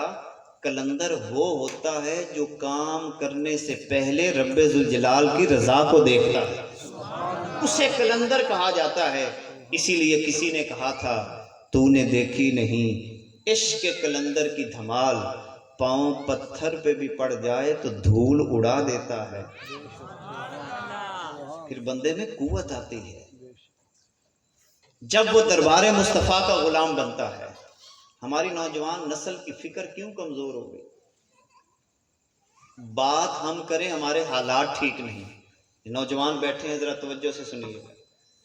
دشمن ہم سمجھتے ہیں اسرائیل کو، وہی ہمارا دشمن سب کا سانجا، اس نے ہماری معیشت کو بھی برباد کیا، سیاست کو بھی اسی نے برباد کیا، ہمارے نظام معیشت اور معاشرت کو اسی نے برباد کیا۔ نعرے لگا لیں گے اسرائیل مرد آباد، فلاں مرد آباد، مگر دشمن کیا کرتا ہے اور ہم کیا کرتے ہیں؟ ذرا اس بات پہ غور کرنا نوجوانوں، طلبا، پڑھنے پڑھانے والے۔ ہمارا دشمن یہودی ایک سال میں 40 کتابیں پڑھتا ہے، ایوریج، اس کے اوپر ایک تحقیق چھپی، 40 کتابیں ایک یہودی ایک سال میں پڑھتا ہے۔ کوئی عام کتابیں نہیں، فکر کی، ریاضی کے اوپر، باقی علوم کے اوپر، معیشت کے اوپر۔ اس کے مقابلے میں پوری دنیا کے مسلمان ایک سال میں ایوریج، جس کو فیصد کہا جاتا ہے، ایک سال میں 6 صفحے پڑھتے ہیں، 6 صفحے جن کو کہا جاتا ہے۔ اب ذرا آپ جتنے یہاں پہ بیٹھے نوجوان، ذرا اپنے آپ سے سوال کریں نا، جو گزشتہ سال ہے آپ نے کتنی کتابیں پڑھی؟ کوئی نوجوان اٹھ کے کہے کہ میں نے جی ایک کتاب پوری پڑھی ہو، کوئی نوجوان نہیں اٹھ کے کہے گا۔ خریدی کتنی ہے؟ فضولیات پہ پیسہ خرچ کرو گے، کتابیں نہیں خریدنی، گھروں میں لائبریریاں نہیں بنانی، بچوں کے لیے اچھی تعلیم و تربیت کا اہتمام نہیں کرنا، پیسہ خرچ کر لو، فضولیات کے اوپر، لگژری چیزوں کے اوپر اپنا پیسہ خرچ کر لو، مگر غور کریں آپ کا دشمن کس انداز کے ساتھ آپ کا مقابلہ کر رہا ہے۔ اور ہماری نوجوان نسل میں اپنے بیٹوں کو، دوستوں کو، بھائیوں کو یہ بڑے پیار سے کہتا ہوں، ہماری تحقیق کا مرکز روزانہ بس ایک ٹک ٹاک بنا لینا اور اس کو دیکھتے رہنا کہ لائکس کتنے آ گئے، فلاں یہ ہو گیا، فلاں یہ ہو گیا، فلاں یہ ہو گیا۔ زندگی تو برباد ہم خود کر رہے ہیں۔ کتنا وقت ہمارا یہاں پہ سوشل میڈیا پہ ضائع ہوتا ہے، فکر منتشر ہوتی ہے۔ میں بڑے پیار سے کہوں گا نوجوانوں کو، خدا کے لیے اپنی تنہائیوں میں یاد مصطفیٰ کو لاؤ۔ اگر بچنا چاہتے ہو اپنی تنہائیوں کو مدینہ منورہ کی یادوں میں مست کر دو، اپنے وقت کو برباد کرنے کی بجائے کتاب کا مطالعہ شروع کر دو۔ وہ یاد تازہ کر دو کہ غرناطہ کے ہر گھر کے اندر بڑی بڑی لائبریریاں موجود ہوتی تھیں، باپ بھی کتابوں کا مطالعہ کرتا، بیٹا بھی کتابوں کا مطالعہ کرتا، نت نئے فکریں معاشرے کے سامنے پیش آتی، معیشت کو کیسے ٹھیک کیا جا سکتا ہے، ذمہ داری کو کیسے ٹھیک کیا جا سکتا ہے، طب کے میدان کے اندر، ڈاکٹری کے میدان کے اندر انسانوں کی خدمت کیسے کی جا سکتی ہے، وہاں پر اللہ اور اس کے رسول کی رضا کی خاطر اچھا انجینئر کیسے بنا جا سکتا ہے۔ یقین جانے جس دن ہماری نوجوان نسل کی سوچ یہ بن گئی اور تحقیق کے میدان میں آگے بڑھنا شروع ہو گئے، اپنے وقت کو ضائع کرنا چھوڑ دیا، بس اس وقت سے دنیا کے اندر مسلمان انقلابی طور پر آگے بڑھنا شروع ہو جائیں گے۔ کہ فیس بک پہ بیٹھ کے انقلاب نہیں آیا کرتے، اس کے لیے رت جگے۔ یہ میرا دوست بیٹے بھی ہم میں اس لیے یہ نہیں کہ آپ کے سامنے کوئی بڑائی بیان کرنے، یہ گواہ ہے بیٹا کہ کوئی بینک اکاؤنٹ نہیں بنایا آج تک۔ کتاب خریدو، لوگوں کو پڑھاؤ۔ الحمدللہ اس سے پچھلے سال کے اندر 2 سے 2.5 لاکھ کی کتابیں خریدی، بچوں کو، اپنے بچوں کو ہاتھ میں کتاب دی ہے۔ 12 سال کا بیٹا ہے میرا، یہودیت کے اوپر کتابیں پڑھ رہا ہے، بحمد اللہ تعالی، یہ اللہ کی ذات کا احسان۔ آرٹیکل لکھتا ہے کیا چیز ہونی چاہیے اور کیا چیز نہیں ہونی چاہیے۔ ابھی الحمدللہ وہ ہاتھ سے قرآن لکھنا بھی اس نے شروع کر دیا۔ یہ اللہ کا احسان ہے۔ ماحول آپ نے خود دینا ہے بھائی۔ جب باپ بھی اپنے بچے کے سامنے سکرولنگ پہ لگا ہوا، بچہ کیا کرے گا؟ آپ کی منزل صرف ٹک ٹاک رہ گئی؟ آپ کی منزل صرف فیس بک رہ گئی؟ نہیں، میری اور آپ کی منزل سرکار کی چوکھٹ ہے۔ یارو، میں بڑے پیار سے کہتا ہوں، بڑے پیار سے، اور باتیں میں کرتا ہی پیار سے، دل سے کرتا ہوں۔ ہماری زندگیاں بڑی قیمتی ہیں۔ دروازہ مصطفیٰ پہ چلے جاؤ، اپنی روحوں کو لے جاؤ وہاں، علم کے خزانے وہاں سے لو، اپنے وجود کو بھر لو۔ آپ کی وجود کی برکت کی وجہ سے لوگ ہر میدان کے اندر کامیابیاں حاصل کرتے چلے جائیں۔ آپ کے وجود کی برکت سے دنیا کے اندر امن آ جائے۔ آپ کے وجود کی برکت سے آپ کے رشتہ دار خوشحال ہوتے چلے جائیں۔ آپ کے وجود کی برکت سے نظام عدالت کے اندر ایک کیفیت پیدا ہو جائے۔ اور میں یہ بات بھی اکثر پیار سے کیا کرتا ہوں، اس دن ہماری زندگیوں میں انقلاب آئے گا جس دن بیٹا جرم کرے گا، باپ اس کے خلاف مدعی بن کر عدالت میں جائے گا۔ اس دن انقلاب آنا ہے۔ بیٹا جرم کرے، باپ اس سے پہلے تھانے دار سے رابطہ، وکیلوں سے رابطہ، جج خریدنا شروع کر دیا جاتا ہے، جھوٹے گواہ بنانے شروع کر دیے جاتے ہیں۔ یاد رکھنا اس طرح انقلاب نہیں آتے۔ اور اس سے بھی اگلی بات کروں گا، باپ جرم کرے، کسی پہ زیادتی کرے، ظلم کرے، اس کا بیٹا اس کے خلاف کھڑا ہو جائے، عدالت میں چلا جائے اور کہے ابا جی آپ کی عزت، آپ کا احترام اپنی جگہ پر، مگر میں آپ کی محبت میں خدا کو ناراض نہیں کر سکتا، آپ کی محبت میں مصطفیٰ کو ناراض نہیں کر سکتا۔ تو باپ ہوگا اپنی جگہ پہ، مگر اسی وقت تیرا کہنا مانوں گا جب تو اللہ اور اس کے رسول کے سامنے اپنے سر کو جھکائے۔ کیا سورہ توبہ میں اللہ نے یہ بات نہیں فرمائی کہ تمہارا سگا بھائی اور سگا باپ بھی اگر ظلم کے نظام کو اختیار کریں تو رب ذوالجلال فرماتا ہے نہ ابے کو بیلی بنانا ہے نہ بھائی کو بیلی بنانا ہے، رسہ گیریاں ہم کریں، راستے ہم بتائیں، لوگوں کی زمینوں پر ناجائز قبضے ہم کریں، اور پھر کہیں کہ اللہ کی رحمت آ جائے؟ نہ دل کا سکون نہ اللہ کی رحمت۔ اس لیے میں بڑے پیار سے کہتا ہوں اپنی معاشی فکر کو ٹھیک کریں۔ دوسری بات، اور اسی پر اپنی گفتگو کا اختتام کروں گا، آپ نے بھی پیار سے سنا تو میں نے بھی آج بڑے پیار سے آپ سے کھل کے باتیں کی۔ اللہ آپ کی زندگیوں میں برکتیں دے۔ مجھے یقین جانے جہاں پہ چہروں پہ نظر آ جاتا ہے کہ یہ کسی شے کے طالب ہیں، کچھ کرنا چاہتے ہیں، تو میرا ذوق اور بڑھ جاتا ہے۔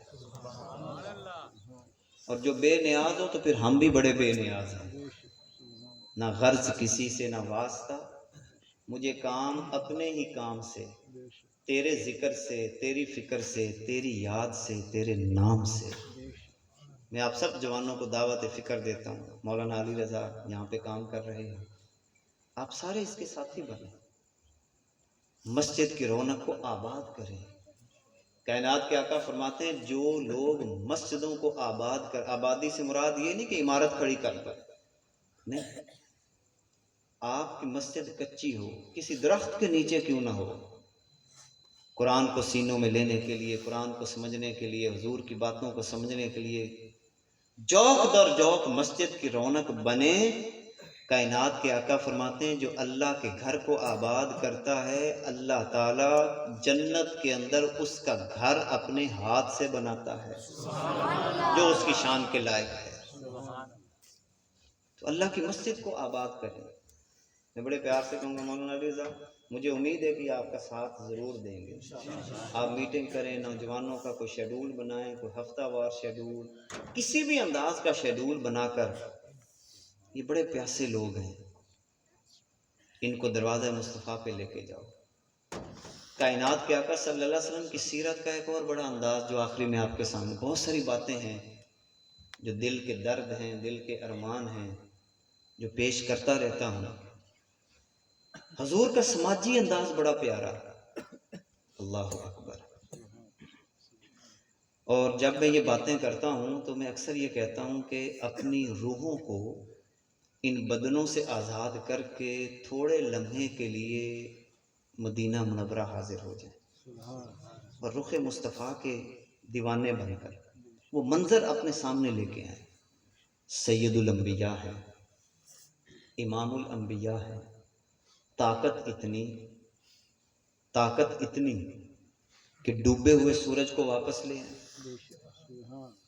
قوت اتنی انگلی کے اشارے سے چاند کے ٹکڑے کر دیں، شان اتنی حدیبیہ کے مقام پر انگلیوں سے پانی کے چشمے جاری کر دیں، 1400 صحابہ کو حضور پانی پلا بھی دیں، وضو بھی کروا دیں انگلیوں سے پانی کے چشمے جاری کر کے۔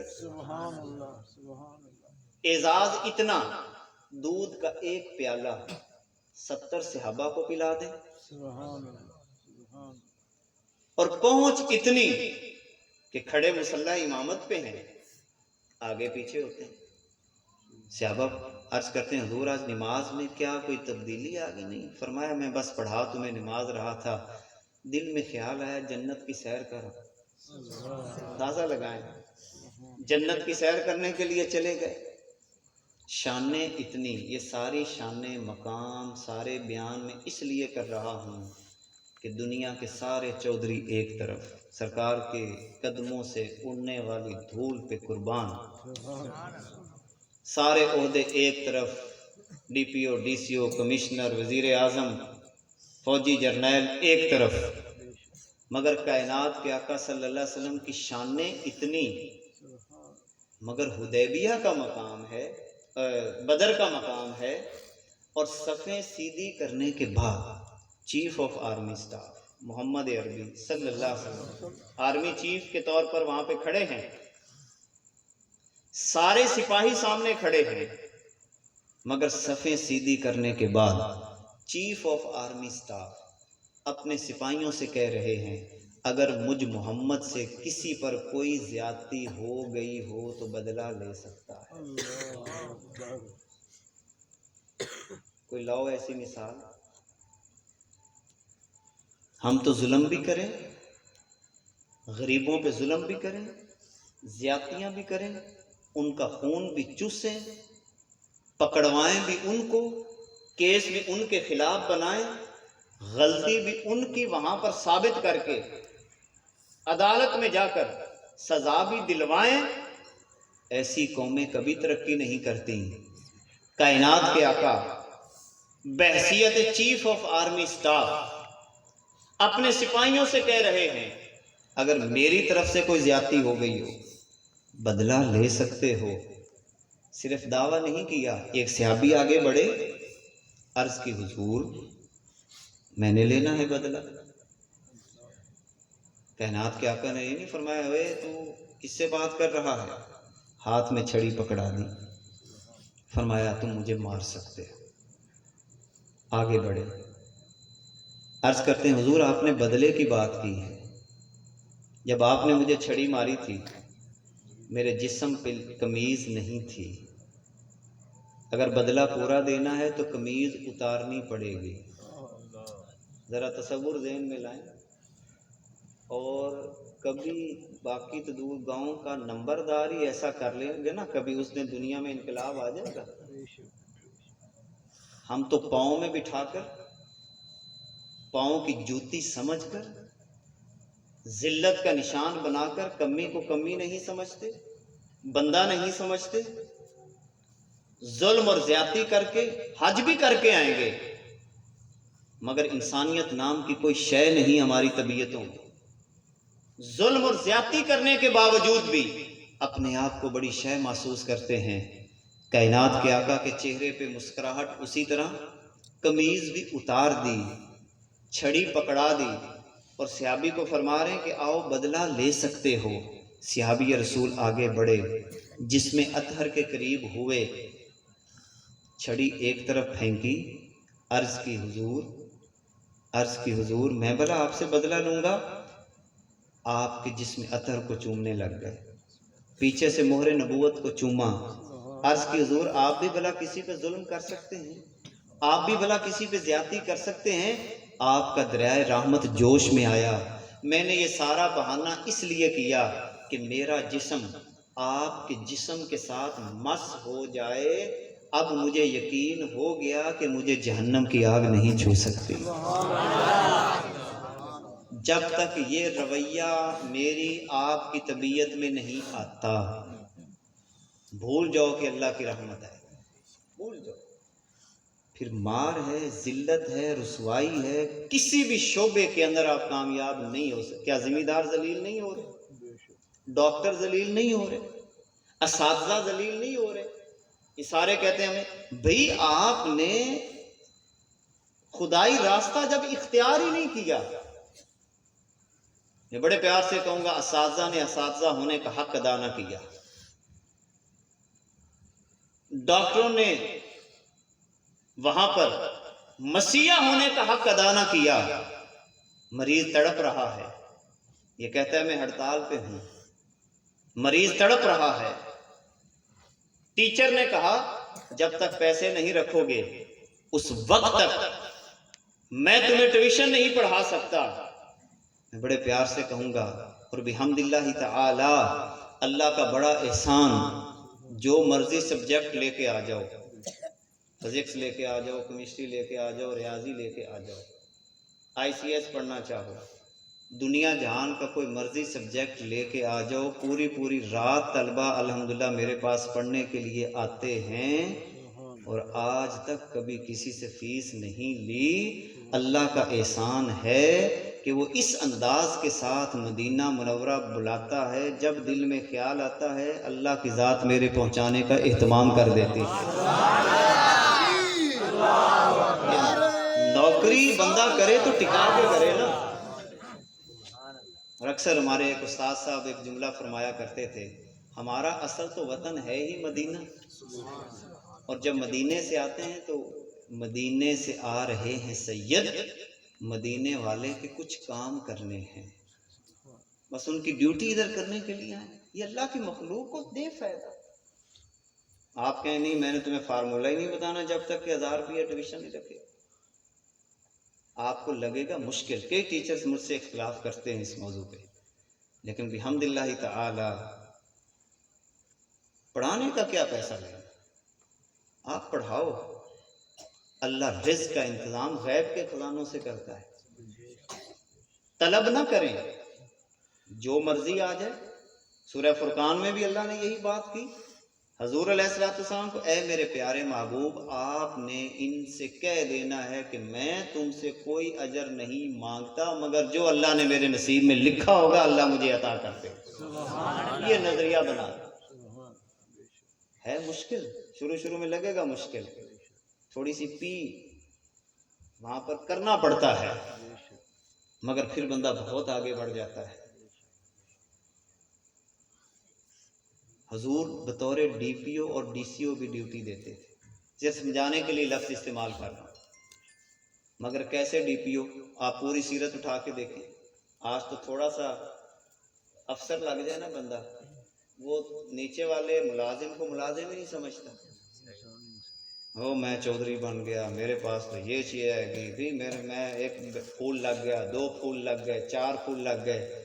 تیرے پھول اور سرکار کی ذات، وَرَفَعْنَا لَكَ ذِكْرَكَ، تیرے پھول اور ادھر وَالضُّحَىٰ وَاللَّيْلِ إِذَا سَجَىٰ، تیرے پھول اور ادھر رب یہ فرماتا ہے محبوب تیرے دل میں خیال پیدا ہوا میں تیرا قبلہ بدل دیتا ہوں۔ تیرے پھول اور میرے سرکار کا انداز کہ کائنات کے آقا صلی اللہ علیہ وبارک وسلم مصلی امامت پہ کھڑے ہو کر پچھلے لوگوں کے دل کے حالات معلوم کر لیں۔ اتنے بڑے ڈی پی او، اتنے بڑے ڈی سی او، مگر پوری سیرت اٹھا کے دیکھیں، کائنات کے آقا صلی اللہ علیہ وسلم نے کبھی بھی کسی کو یہ نہیں فرمایا اوے فلانے یہ کام کر، نہیں، بڑے پیار سے فرماتے یہ کام تم کر لو، یہ کام تم کر لو۔ جملے پہ غور کریں تو حضور فرماتے میں بھی تو تمہارا ہم سفر ہوں، لکڑیاں میں جمع کر کے لے آتا ہوں۔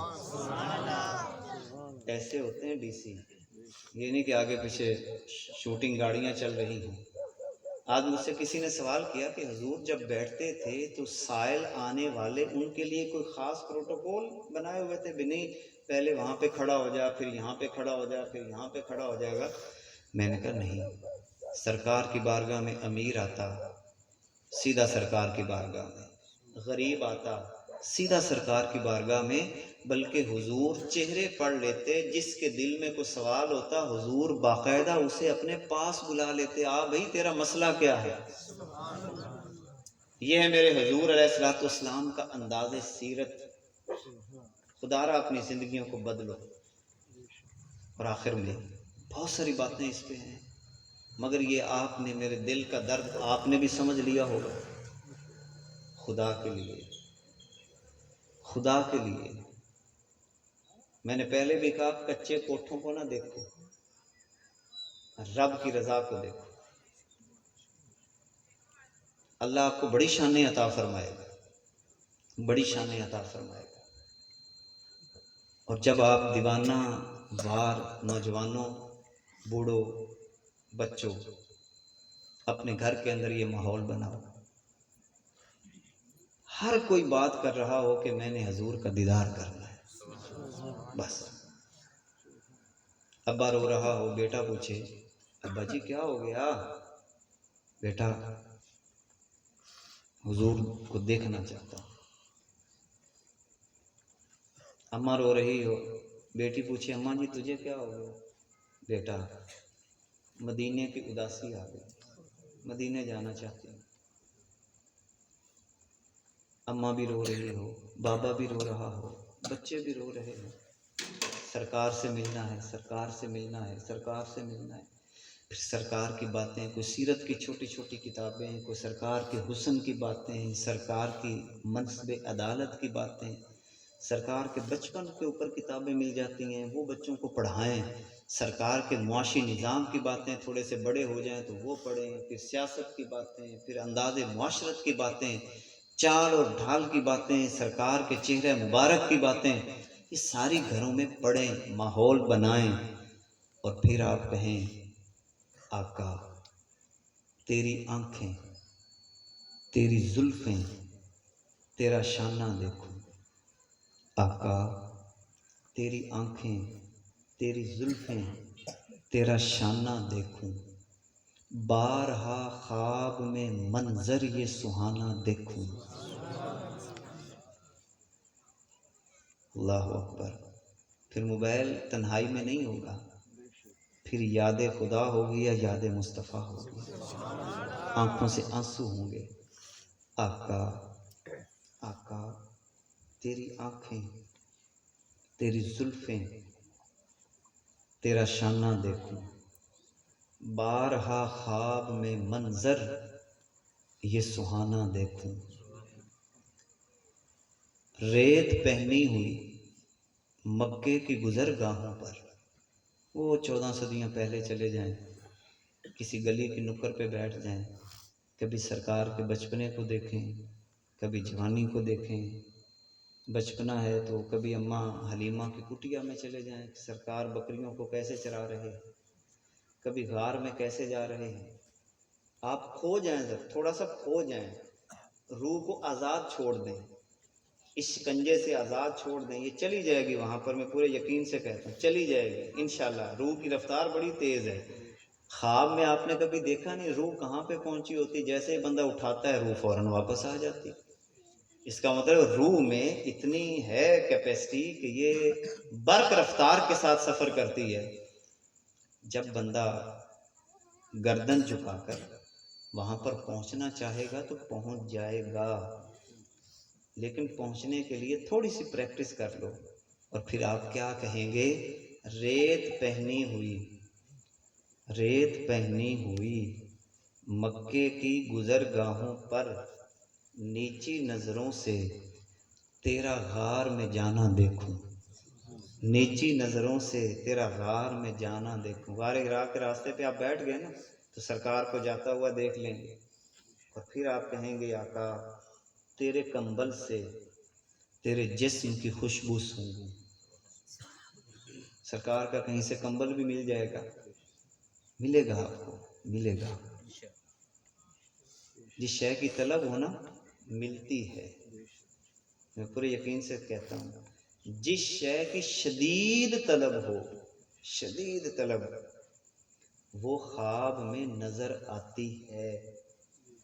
ایک نوجوان ایک بزرگ کے پاس آیا نا، میں حضور کا دیدار کرنا چاہتا ہوں۔ بزرگوں نے کہا شام کو آنا، وظیفہ بتاؤں گا۔ نوجوان شام کو آ گیا۔ بزرگوں نے کہا اچھا وظیفہ بعد میں بتاؤں گا، پہلے میرے ساتھ روٹی کھانی پڑے گی۔ اب نوجوان نے روٹی کھائی، مگر بابا جی نے کہا کہ روٹی ایک شرط پہ کھانی ہے، صرف روٹی کھانی ہے، پانی نہیں دینا۔ نوجوان نے تسلیم کر لی بات۔ بابا جی نے مرچیں بڑی تیز ڈالی ہوئی تھی، مسالے بڑے تیز تھے۔ اب نوجوان روٹی بھی کھائے، پانی کی طلب بھی ہو، مگر منع کیا ہوا تھا پانی نہیں پینا۔ روٹی کھا لی جوان نے۔ بابا جی نے کہا اب ایک اور شرط بھی تجھے ماننی پڑے گی، وظیفہ کل فجر کے بعد بتاؤں گا، مگر شرط یہ ہے کہ پوری رات پانی کو منہ نہیں لگانا۔ نوجوان چلا گیا، شدید پیاس، بالآخر نوجوان کو نیند آ گئی، شدید پیاس لگ گئی۔ طلب جس کو کہتے ہیں طلب، یار پانی ملے پانی ملے پانی ملے، شدید طلب. نیند آ گئی، صبح آ گئے بابا جی کے پاس. بابا جی رات بھی گزر گئی، اب تو آپ وظیفہ بتا دینا. بابا جی فرمانے لگے اچھا یہ بتا، جب تجھے نیند آئی خواب میں کیا دیکھا؟ کہتے بابا جی پانی ہی پانی، ہر طرف پانی ہی پانی تھا. بابا جی نے پوچھا کیوں؟ بابا جی طلب ہی بڑی تھی، خواب میں پانی ہی پانی نظر آیا. تو بابا جی فرمانے لگے جتنی طلب پانی کی پیدا ہوئی اتنی طلب دیدار مصطفیٰ کی پیدا تو کر لے. ادھر سوئے گا ہر طرف جلوہ مصطفیٰ تجھے نظر آئے گا. طلب تو کر، جب پانی کی طلب ہو دل کرتا ہے پانی پانی، روٹی کی طلب ہو روٹی، اندر سے آواز اٹھتی ہے روٹی روٹی پانی پانی. بس اسی طرح حضور آپ کا دیدار کرنا ہے، حضور آپ کا دیدار کرنا ہے، حضور میں نے آپ کا دیدار کرنا ہے. پڑھیں پڑھیں پھر آپ کا دل چاہے گا میں رخ مصطفیٰ تو دیکھوں، دیدار مصطفیٰ تو کروں. اسی لیے شاعر نے کہا تیرے کمبل سے تیرے جسم کی خوشبو سونگوں، تجھ پہ جو اترا تھا وہ حکمت کا خزانہ دیکھوں. آقا جنگ خندق میں جو باندھے تھے وہ پتھر چوموں، جنگ خندق میں جو باندھے تھے وہ پتھر چوموں، اور مصیبت میں تیرا ساتھ نبھانا دیکھوں، اور مصیبت میں تیرا ساتھ نبھانا دیکھوں. اور آخر میں اللہ کی بارگاہ میں عرض کریں چشم اطہر کو خدایا وہ بصیرت دے دے، چشم اطہر کو خدایا وہ بصیرت دے دے. دعا مانگیں چشم اطہر کو خدایا وہ بصیرت دے دے، قبلہ رو ہو کے محمد کو روزانہ دیکھوں، قبلہ رو ہو کے محمد کو روزانہ دیکھوں. بس یہی چند گزارشات تھیں. ہمارا سفر شروع ہوا تھا کہ اللہ کو کیسے منانا ہے. اللہ نے ہمیں پہنچا دیا دروازہ مصطفیٰ پہ کہ جیسے یہ کرتا ہے نا میرا محبوب ویسے تم کر لو، تمہیں مصطفیٰ بھی مل جائے گا، خدا بھی مل جائے گا. اللہ رب العزت ہم سب کی حاضری کو اپنی بارگاہ میں شرف قبولیت عطا فرمائے. زندگی کی جو سانسیں جو لمحے ہمارے باقی رہ گئے ہیں اللہ رب العزت ان سانسوں کو اپنی بندگی کی زینت عطا فرمائے. اور پھر وہی آخری گزارش کہ مولانا علی رضا جو یہاں پہ کام کر رہے ہیں آپ باقاعدہ گھر گھر جا کر میٹنگ کریں، مسجد کے اندر رونق نظر آئے، باقاعدہ آئیں مسجد میں، اور آپ ان کے لیے باقاعدہ کوئی مولانا کوئی ترتیب لگائیں. مشورہ کر لیجیے گا مجھ سے کہ کس انداز میں آگے لے کے چلنا ہے، تو انشاءاللہ تعالی آپ کو ایک ایک چیز کر کے آگے بڑھائیں گے. پریشان نہیں ہونا. میں نے پہلے بھی کہا ہے نہ رنگ کو دیکھنا ہے نہ پیسے کو دیکھنا ہے، بس یا خدا کو دیکھنا ہے یا خدا کے مصطفیٰ کو دیکھنا ہے. وہ رنگ بھی چڑھا دیں گے، وہ آپ کو ترقی بھی دلوا دیں گے، سارا کچھ ادھر سے ہوتا ہے. اللہ کے چاہے بغیر اور کچھ نہیں ہو سکتا. اللہ ہماری حاضری کو قبول فرمائے. بسم اللہ الرحمن الرحیم. اللہم صلی علی سیدنا و حبیبنا محمد مبارک وسلم وصلی علیہ. اے میرے اللہ تیرا شکر تیرا کرم، اپنی باتوں کی تو نے توفیق عطا فرمائی. اپنے پیارے آقا محمد مصطفیٰ صلی اللہ علیہ وسلم کی ذکر کوئی، آپ کی سیرت کی، آپ کی صورت کی باتیں کرنے کی تو نے توفیق عطا فرمائی. یا اللہ جتنے لوگ جتنے پیار سے یہاں پہ حاضر بیٹھے ہیں، بڑی توجہ سے انہوں نے سنا. اے میرے اللہ، اے میرے اللہ ان محبتوں کو قبول کر لے. اے اللہ ان محبتوں کو قبول کر لے، ان چاہتوں کو قبول کر لے.